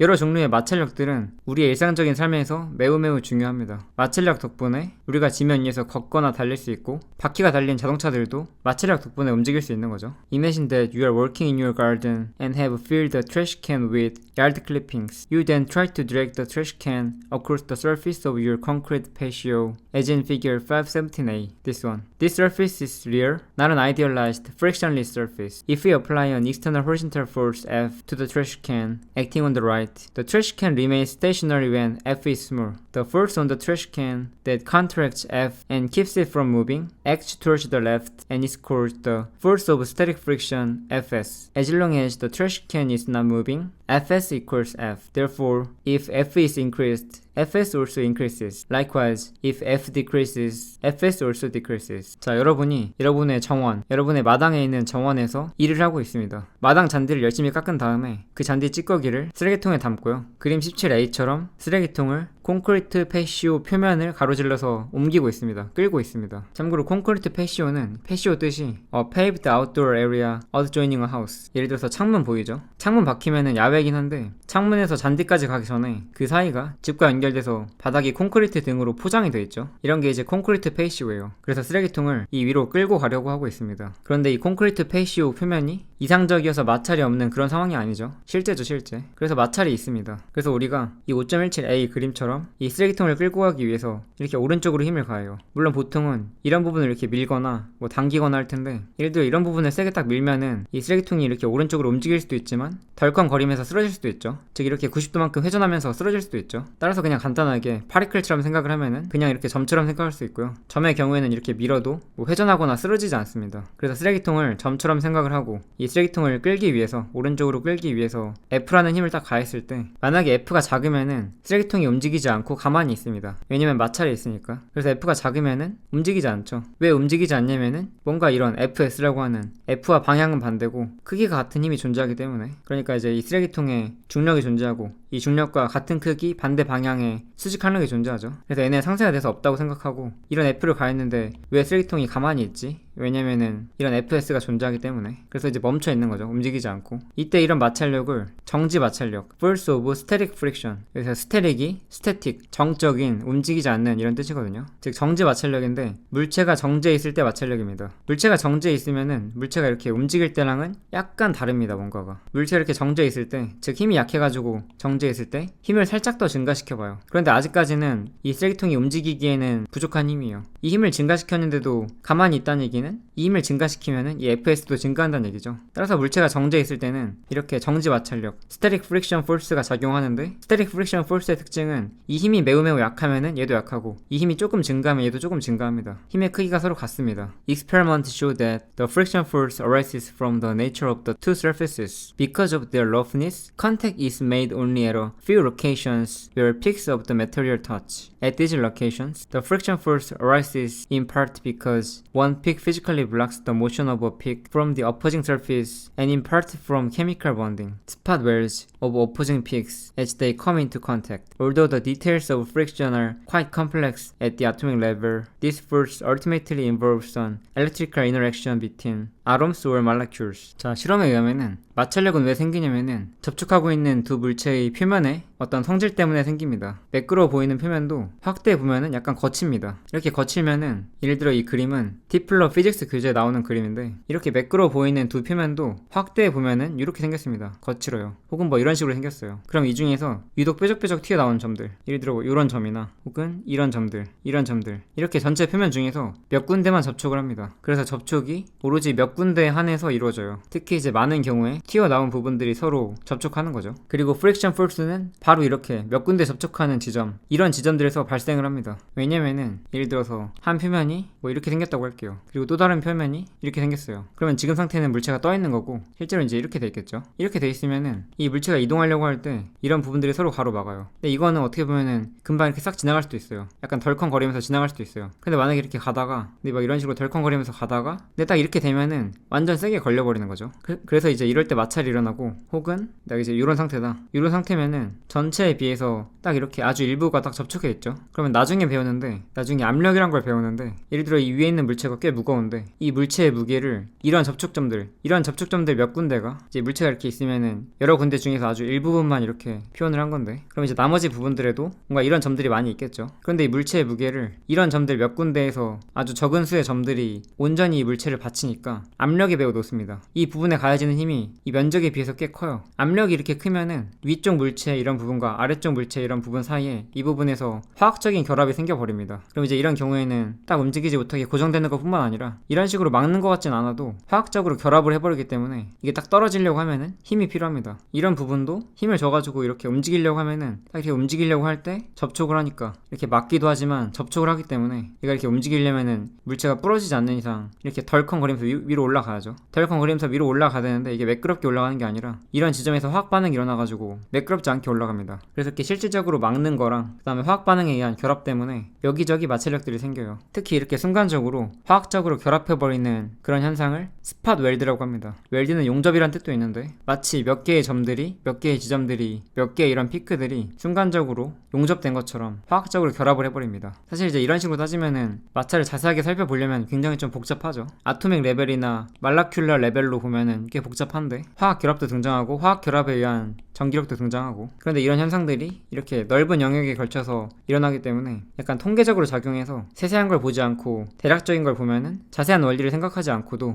어느 정도 기술할 수가 있습니다. 어느 정도 모델링 할 수가 있어요. 다음 페이지 이어서 보겠습니다. If we increase the magnitude of F as in figure 517p. 자, 이번에는 힘을 굉장히 좀 강하게 증가시켰습니다. When the trash can is on the verge of slipping, Fs has its maximum value Fx max, as shown in figure 517c. When F exceeds Fs max, the trash can moves and accelerates to the right. We call the friction force for an object in motion the force of kinetic friction Fk. When the trash can is in motion, the force of kinetic friction on the trash can is less than Fx max. This part is less than this part. The net force F minus Fk in the x direction produces an acceleration to the right according to Newton's second law. If F equals Fk, the acceleration is 0 and the trash can moves to the right with constant speed. If the applied force F is removed from the moving can, the friction force Fk acting to the left provides an acceleration of the trash can in the minus x direction and eventually brings it to rest. Again consistent with Newton's second law. 자, A번 상황에서 점점 힘을 증가시킵니다. 그러면 결국에는 B처럼 트래시캔이 이 마당 바닥 페이시오 표면을 미끄러지겠죠. 지지직 소리가 나면서. 자, 여기서 verge가 가장자리, 한계 뭐 이런 뜻이기 때문에 on the verge of면은 직전에란 뜻입니다. 직전에. 그래서 트래시캔이 미끄러지기 직전에 FS가 최대값에 도달하고요. 그러니까 이제 F가 작으면은 얘도 작죠. 어차피 정지해 있으니까. F가 살살 커지면은 FS도 살살 커집니다. 그래서 물체가 움직이지 않을 때, 즉 스태틱 상황일 때, 정적일 때는 FS와 F가 같죠. 그래서 만약에 내가 F를 점점 강하게 증가시킨다. 그럼 FS도 점점 증가합니다. 이렇게. 그러다가 FS가 버틸 수 있는 이 최대값에 도달합니다. 이때 만약에 F가 FS max, 이 최대값을 초과하게 되면은, 그러니까 이제 F, 내가 가해주는 힘이 이렇게 점점 증가시키다가 딱 이 지점을 딱 지나가면은, 그럼 이제 물체가 움직이겠죠. 즉 물체가 미끄러지겠죠. 지지직 소리 내면서. 그리고 꽤 큰 힘이 F가 작용하니까 오른쪽으로 가속을 해요. 이때도 물체가 이렇게 오른쪽으로 움직일 때 방해하는 프릭션 포스가 존재하거든요. 이렇게 물체가 움직일 때 작용하는 마찰력, 프릭션 포스를 force of kinetic friction 혹은 kinetic friction force, 운동 마찰력이라고 합니다. 키네릭이 운동의 이런 뜻이죠. 앞에서 kinematics, 이게 운동학 이런 뜻이었고, 그래서 kinetic region, 물체가 지금 움직이고 있는 영역이죠. 물체가 이렇게 움직이고 있으면은, 물체가 가만히 있을 때는 뭔가 안정돼서 화학적 결합도 딱 이렇게 이루어져 있고 이런데, 물체가 움직이면은, 이렇게 거친 물체가 막 움직이면 어떨까요? 막 진동도 생기고 딱 이렇게 뭔가 딱 진중하게 만나가지고 화학 결합이 일어나는 경우가 좀 줄어들겠죠. 혹은 막 움직이고 있으면은 이런 부분이 이렇게 딱 깨져가지고 막 이런 알갱이 같은 게 생겨가지고, 알갱이 알갱이가 마치 그 베어링처럼 막 이렇게 있으면은 이런 부분 딱 끼워가지고 이 알갱이가 빙글빙글 돌면서 접촉하는 걸 방해하겠죠. 마찰력을 방해하겠죠. 그래서 이렇게 하나하나 세세하게 보면은 좀 복잡한데, 그런데 뭔가 좀 이렇게 여러 표면에 걸쳐서 생각하면은, 즉 통계적으로 작용하는 어떤 결과적인 힘을 보면은 그 힘이 상당히 일정합니다. 상당히 일정하고, 그리고 접촉해서 완벽하게 좀 뭔가 움직이지 않을 때 그때의 최대값, 이 fs max보단 약간 약합니다. 뭐 진동도 있고 아까 그런 미세한 알갱이 같은 것도 있을 수 있고, 그래서 정지 마찰력 계속해서 바뀌죠. 외력에 따라서 바뀝니다. 그리고 정지 마찰력의 최대값, 즉 최대 정지 마찰력은 운동 마찰력보단 더 큽니다. 운동 마찰력은 거의 일정합니다. 아마 책에서는 완벽하게 일정하다고 가정을 할 거예요. 그래서 이제 이런 영역에서는 F가 FK보다 더 크죠. F가 이런 지점일 때가 그 F 값이 이 FX max와 같은데, 즉 FX max는 X축에다 표현하면은 딱 이런 지점이죠. 근데 FK는 이렇게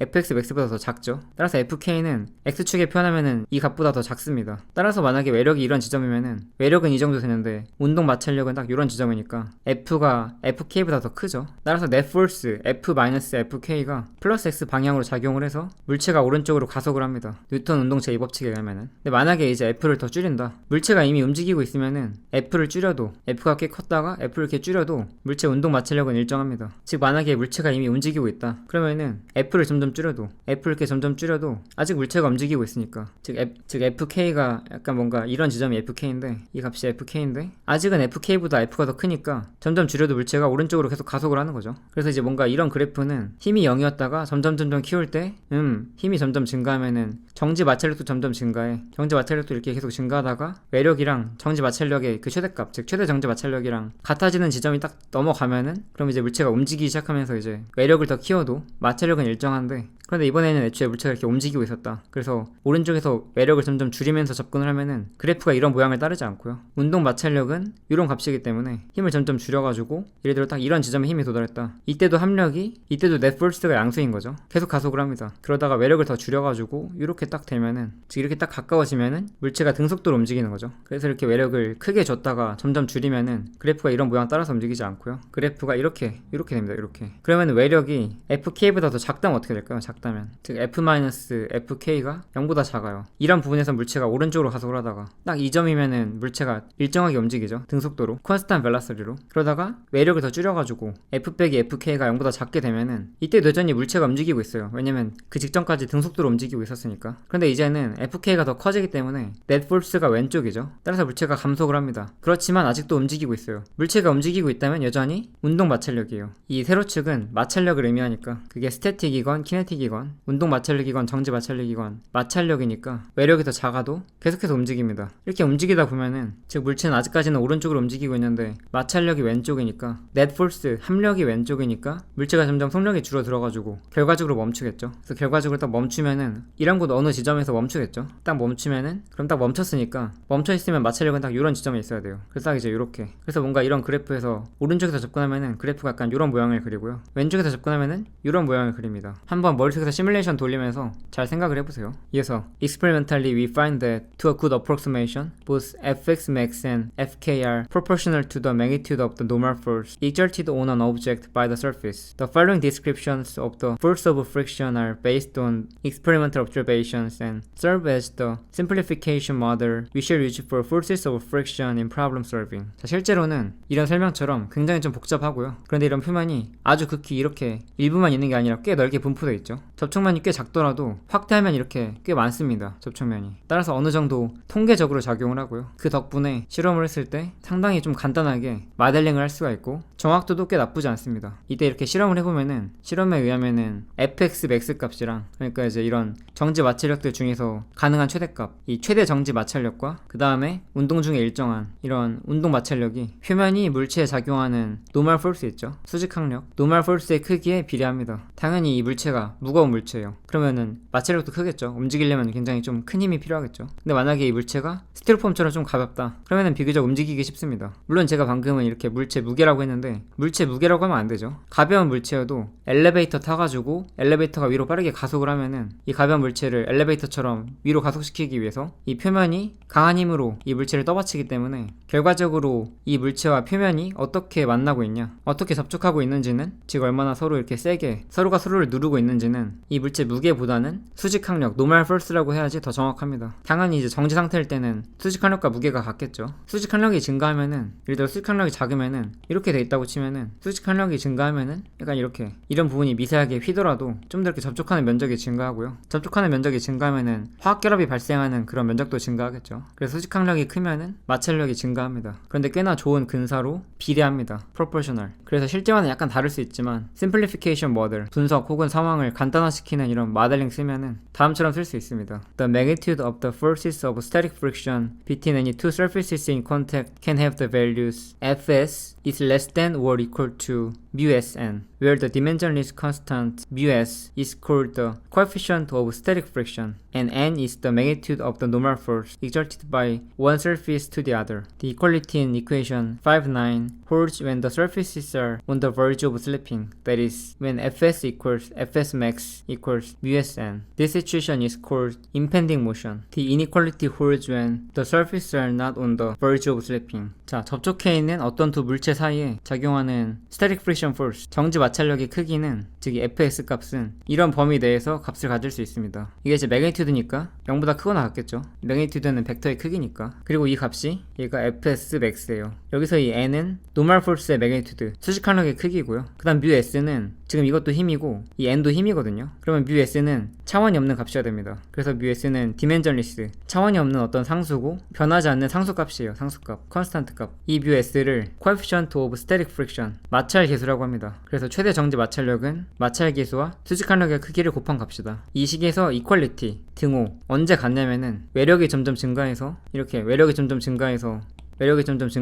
물체가 움직이기 직전에, 물체가 on the verge of slipping, 미끄러지기 직전에, 그때 등식이 성립하고요. 그때 정지 마찰력이 최대 정지 마찰력 값인 거죠. 그리고 inequality, 부등호, 여기서 이제 요거 빼고 요거는 물체 표면이 미끄러지기 직전이 아닐 때, 그러니까 이제 요때 제외하면은 나머지는 이렇게 부등호가 성립한다는 얘기죠. 그리고 이렇게 딱 등호가 성립하는 이런 순간을, 이런 상황을 impending motion이라고 합니다. impending이 곧 일어날 듯한, 절박한. 그래서 이제 이런 상황은 곧 있으면 이제 움직이게 되는 거죠. 곧 움직이게 되는 상황. 자, 다음 페이지 넘어가기 전에 오른쪽에 People Prevention 5.9 The equal sign is used in limited situations. In equation 5.9, this one, the equal sign is used only in the case in which the surfaces are just about to break free and begin to sliding. Do not fall into the common trap of using Fs equals μsn in any static situation. 자, 5.9식에서 이런 식에서 등호일 때는 아주 극히 일부입니다. 즉 물체가 이제 막 움직이려고 하는 순간, 즉 impending motion일 때, 즉 이렇게 외력이 작용하는데도 불구하고 이제 막 움직이려고 하는 그런 절박한 순간에 딱 균형이 깨지면서, 물론 이제 이거는 마델링이기 때문에 실제로는 뭐 바람이 살짝 분다든가 아니면 뭐 온도가 살짝 바뀐다든가 아니면 지면에 어떤 진동이 있다든가, 우리 현실 세계에서는 미세하게 진동이 있죠. 거의 어디에나 진동이 있습니다. 그래서 미세한 반도체 공정 같은 거 할 때 이 일상생활에서 있는 이 미세한 진동 없애기 위해서 가진 노력을 다합니다. 어쨌든 평상시에 있는 이런 미세한 진동 때문에 결과적으로 이렇게 등호 상황에서는 쉽게 물체가 움직이기 시작을 합니다. 그러니까 외력, external force가 정확히 Fx max와 같기만 하면은 그 상태가 유지되는 게 아니라 실제에서는 진동도 있고 어떤 변화 같은 게 있죠. 예를 들어 이런 표면에 뭐 미생물, 무슨 막 세균, 박테리아 이런 게 있을 수도 있고, 그렇지만 우리는 그런 복잡한 상황은 다 무시하고 좀 간단하게 다루죠. 그래서 우리의 이 심플리피케이션 모델에서는 외력이 이 Fx max와 같으면은, 즉 이런 지점에서는 아무 일도 일어나지 않고 그냥 정지 상태를 유지합니다. 어쨌든 이런 아주 특수한 상황에서만 등호가 쓰이고 평상시에는 이렇게 부등호가 쓰인다. 부등호. 그래서 실수하지 말란 얘기죠. 아, μsn이라고? 그러면은 정지 마찰력은 항상 μsn이구나. 그렇지 않다는 얘기죠. 정지 마찰력은 μsn이 아니라, 즉 fx max 값이 아니라 외력이랑 같습니다. 정지 상태일 때는. 외력이 약하면은 정지 마찰력도 약하고, 외력이 중간이면은 정지 마찰력도 중간이고, 오로지 실제 마찰력이 최대 정지 마찰력과 같은 순간은 외력이 정확히 최대 정지 마찰력과 같을 때, 즉 물체가 이제 곧 있으면 움직이기 그 직전에 아주 특수한 상황에서 함정에 빠지지 말란 얘기죠. 자, 얘네는 여기 본 다음에 보도록 할게요. 자, 다음 The magnitude of the force of kinetic friction acting between two surfaces is Fk equals μkn, where μk is the coefficient of kinetic friction. Although the coefficient of kinetic friction can vary with speed, we shall usually neglect any such variations in this text. The values of μk and μs depend on the nature of the surfaces, but μk is generally less than μs. Typical values range from around 0.03 to 1.0. Table 5.1 lists some reported values. This one, μs and μk. All values are approximate. In some cases, the coefficient of friction can exceed 1.0. The direction of the friction force on an object is parallel to the surface with which the object is in contact and opposite to the actual motion. Kinetic friction, or the impending motion, static friction of the object relative to the surface. The coefficients of friction are nearly independent of the area of contact between the surfaces. We might expect that placing an object on the side having the most area might increase the friction force. Although this method provides more points in contact, the weight of the object is spread out over a large area and the individual points are not pressed together as tightly. Because these effects approximately compensate for each other, the friction force is independent of the area. 자, 마주하는 두 표면 사이에 작용하는 운동 마찰력, 이 kinetic friction force의 크기는 이렇게 FK고요. kinetic의 K 따서 이렇게 FK로 표시하고요. 이 값이 μKn이에요. 앞에서와 다르게 얘와 다르게 부동호가 없죠. 왜냐면 kinetic friction force는 일정하니까. 그리고 이때 μK, 앞에서 μs가 정지 마찰 계수였던 것처럼, 즉 coefficient of static friction이었던 것처럼 μK는 coefficient of kinetic friction, 운동 마찰 계수고요. 여기에 normal force의 크기 곱한 거, 얘가 바로 FK다. 그리고 이 FK가 kinetic friction force의 크기이기 때문에 지금 마주하는 두 물체의 표면이 서로에 대해서 상대적으로 움직이고 있는 중이죠. 즉 운동하고 있는 중이죠. 실제로는 이 μK 값이 고정된 값이 아니라 두 물체의 상대 속력에 따라서 달라지는데, 그런데 일반 물리학 교재에서는 복잡성을 좀 간소화하기 위해서 그렇게까지 복잡하게 분석하지 않고 그냥 μK 값 상수로 둡니다. 그리고 μK와 μs 마주하는 두 면의 특성들에 따라 달라지는데, 일반적으로는 μK가 μs보다 더 작고요. μK와 μs 모두 많은 경우에 0.03에서 1 사이에 있습니다. 테이블 5.1에 몇몇 알려진 값들이 나와 있습니다. 그래서 러버 온 콘크리트, μs 값, μK 값 꽤 큰 값이죠. 철과 철 사이 같은 재질임에도 불구하고 꽤 큰 값이고요. 글래스와 글래스 0.93면 굉장히 크죠.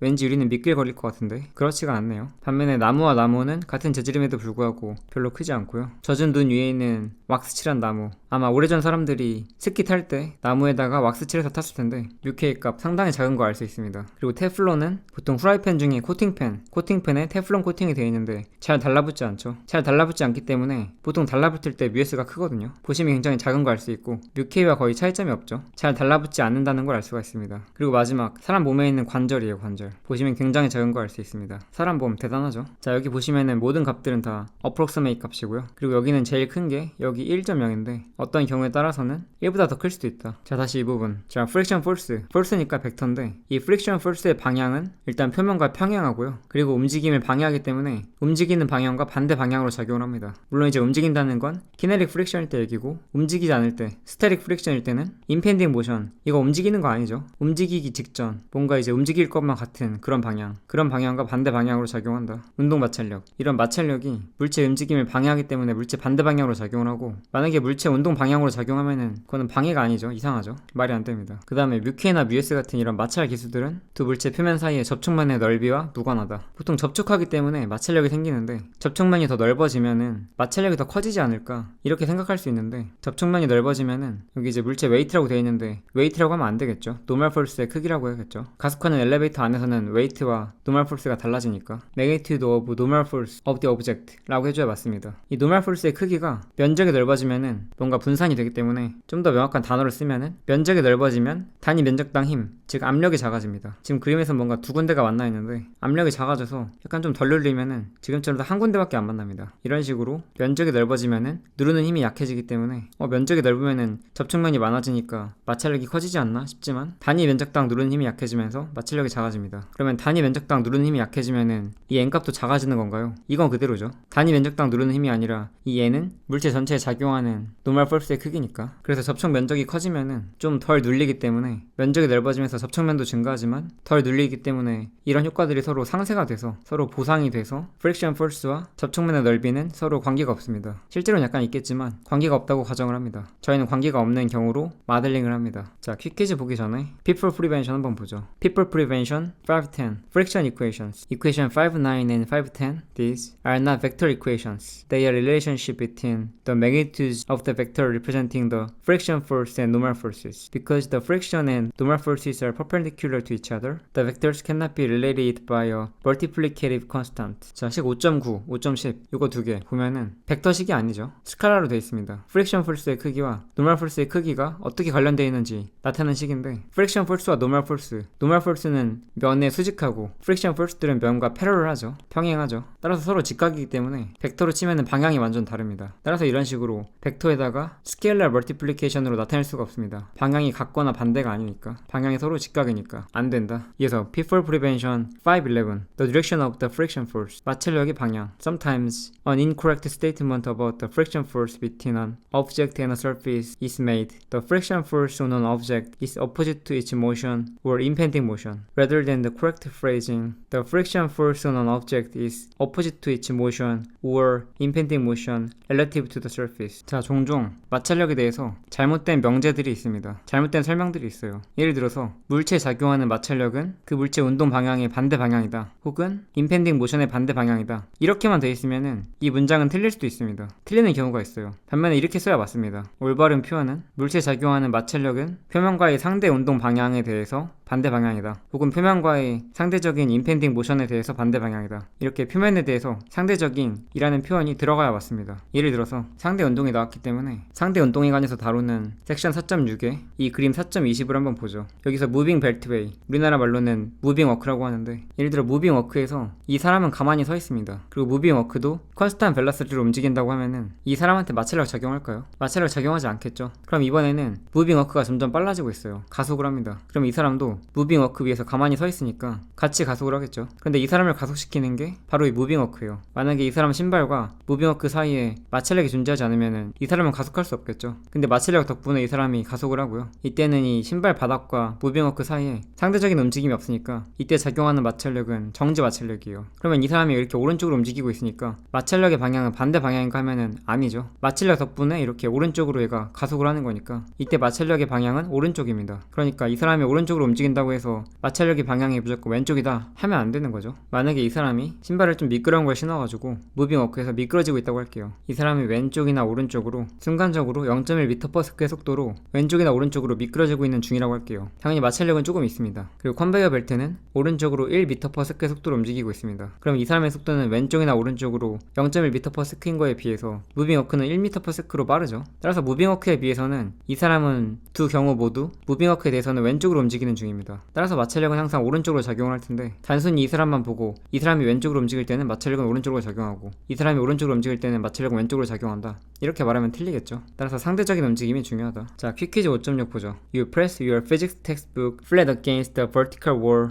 with your hand. What is the direction of the friction force exerted by the wall on the book? 자, 수직의 벽에 대해서 이렇게 벽이 있는데 여기 물리학 교재가 있고요. 물리 교재를 손으로 딱 누릅니다. 이때 이 벽에 의해서 책에 작용하는 프릭션 포스의 방향이 무엇인가? 지금 아마도 책이 움직이지 않는다 이런 상황인 것 같아요. 그러면 책에는 이렇게 중력이 작용하겠죠. 그리고 손으로 누를 때 이 책에 대해서 수평 방향으로만 누른다고 할게요. 그리고 손이랑 책은 마찰력이 없다고 가정하겠습니다. 그러면은 벽과 책 사이에 마찰력이 없다면은 물체가 아래로 가속할 텐데 가만히 정지해 있는 이유는 책에 작용하는 마찰력이 이렇게 윗방향으로 작용하기 때문에 따라서 마찰력의 방향은 upward B번입니다. C번, D번은 애초에 틀리죠.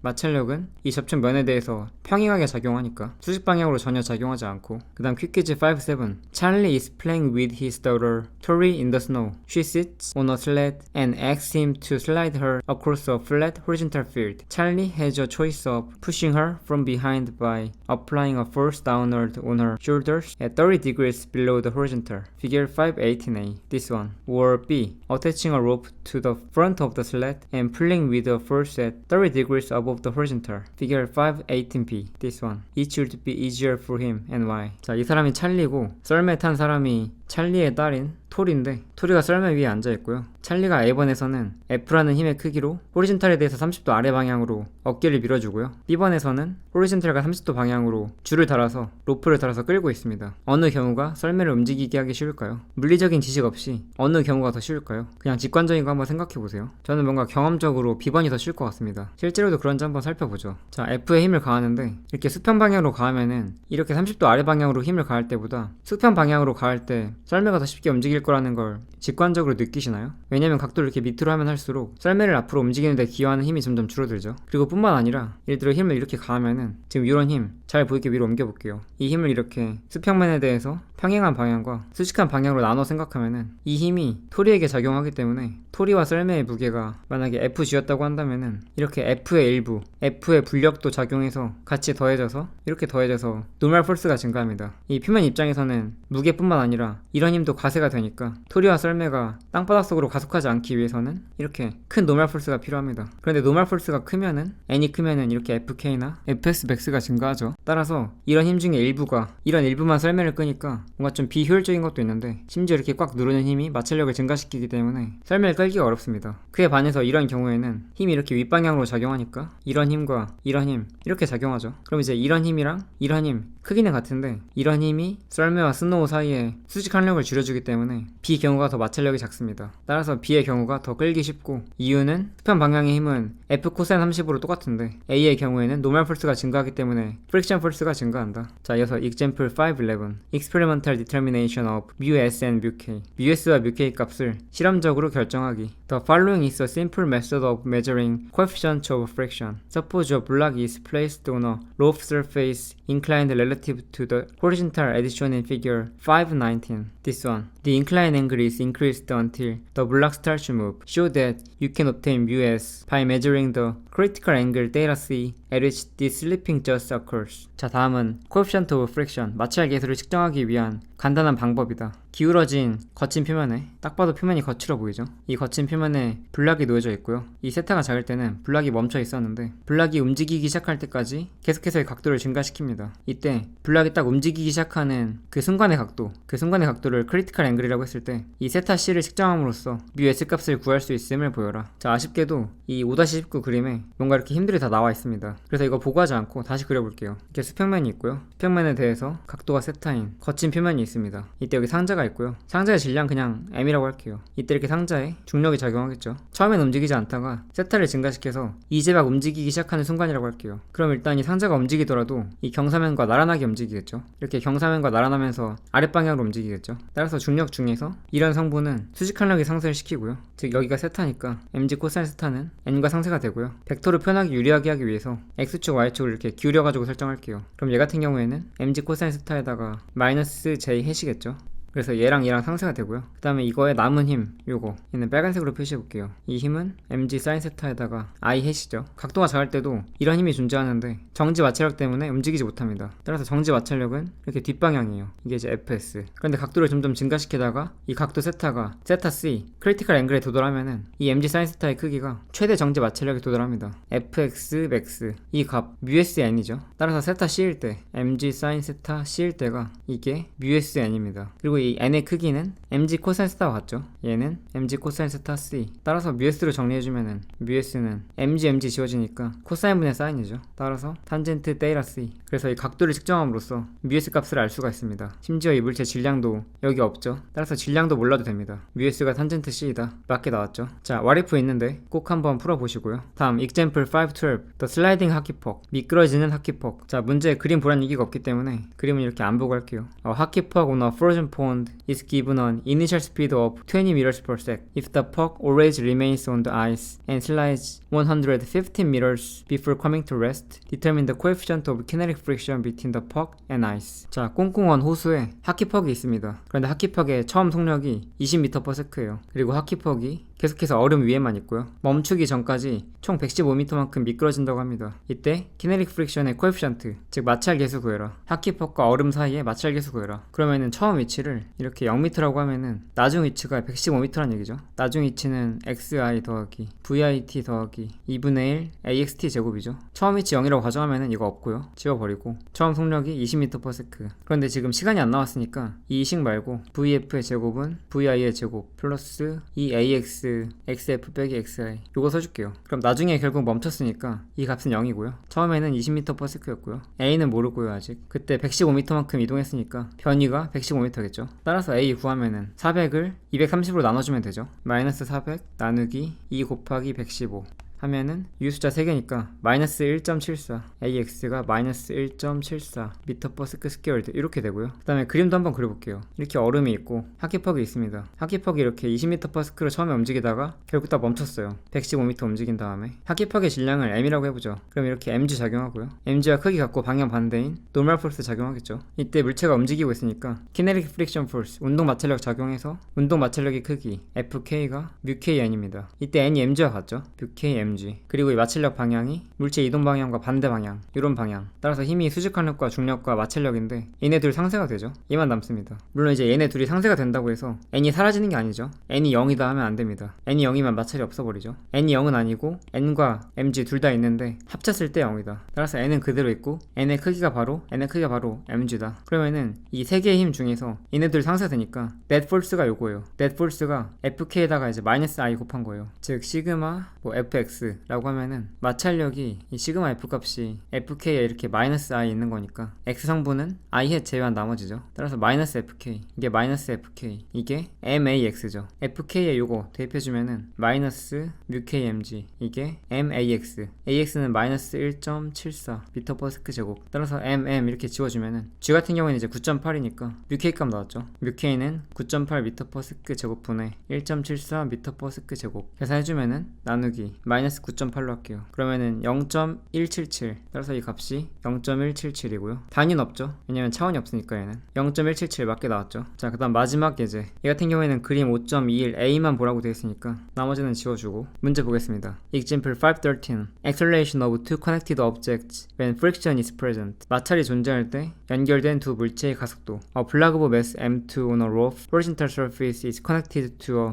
ball of mass m1 by a lightweight cord over a lightweight frictionless pulley as shown in figure 521a. A force of magnitude F at an angle theta with the horizontal is applied to the block as shown, and the block slides to the right. The coefficient of kinetic friction between the block and surface is μk. Determine the magnitude of the acceleration of the two objects. 자, 질량이 m2인 물체가 이렇게 수평이면서 거친 표면 위에 놓여져 있고요. 그리고 m2 물체가 이렇게 줄로 연결되어 있습니다. 질량이 m1인 공에. 이때 이 줄 라이트웨이트 코드예요. 질량 무시하고요. 그리고 마찬가지로 이 도르래도 질량 무시하고, 도르래의 경우에는 마찰이 없습니다. 여긴 거칠다고 했으니까 마찰이 있고 도르래는 마찰이 없다. 그리고 수평 방향에 대해서 세타 각도로 힘 F가 작용한다. 이때 이 블락이 오른쪽으로 움직이고 있다. 그러면 블락과 줄로 연결된 이 M1 물체도 위로 움직이고 있겠죠. 그리고 블락과 이 표면 사이의 마찰 계수는 μk이다. 이때 두 물체의 엑셀레이션의 크기 구해라. 엑셀레이션의 크기 같겠죠. 방향은 서로 90도지만 크기는 같겠죠. 그냥 A의 크기 구하면 됩니다. 그림에 다 표현이 되어 있기 때문에 새로 표시할 건 없을 것 같아요. 그러면 일단 질량이 존재하니까 중력부터 써볼게요. 이렇게 M1g 작용하고요. 이렇게 M2g 작용합니다. 그리고 이 물체가 왼쪽이나 오른쪽으로 움직인다, 혹은 지금처럼 오른쪽으로 가속한다 라고 했을 때 약간 위나 약간 아랫방향으로 움직이는 게 아니기 때문에 노멀 폴스의 크기가 M2g의 크기와 같습니다. 그래서 이게 이제 노멀 폴스인데 노멀 폴스의 크기는 M2g 라고 하면 안 되겠죠. 왜냐면 여기 F가 작용하니까 얘가 약간 들어주겠죠, 이 물체를. 그럼 이제 이 값이 좀 작아질 거예요. 다시, 자, 물체 M2에 작용하는 이 힘의 수직 성분에 대해서 적어보면은 일단 N 작용하고요. 그 다음 마이너스 M2g. 원래 이거 두 개만 작용하면은 두 힘이 같을 텐데 지금 F가 작용합니다. 윗방향으로 오니까 F 사인 세타죠. 이게 0이에요. 따라서 마찰력의 중요한 이 N값은 M2g 마이너스 F 사인 세타겠죠. 그리고 이 줄에는 줄의 질량이 없고 도르래도 질량이 없죠. 마찰도 없고. 따라서 이 줄에는 일정하게 텐션 T가 작용합니다. T. 그럼 이제 M2 물체에 대해서는 T가 이렇게 왼쪽으로 당기고 이 M1 물체에 대해서는 T가 이렇게 위로 당기겠죠. 각각 이제 이렇게. 그러면 M1 물체에 대해서 한 번씩 세워볼게요. M1 물체 수직으로 움직이니까, 수직으로 가속하니까 M1도 이제 이렇게 Y 성분만 써줄게요. 그럼 얘는 T 빼기 M1G, 이게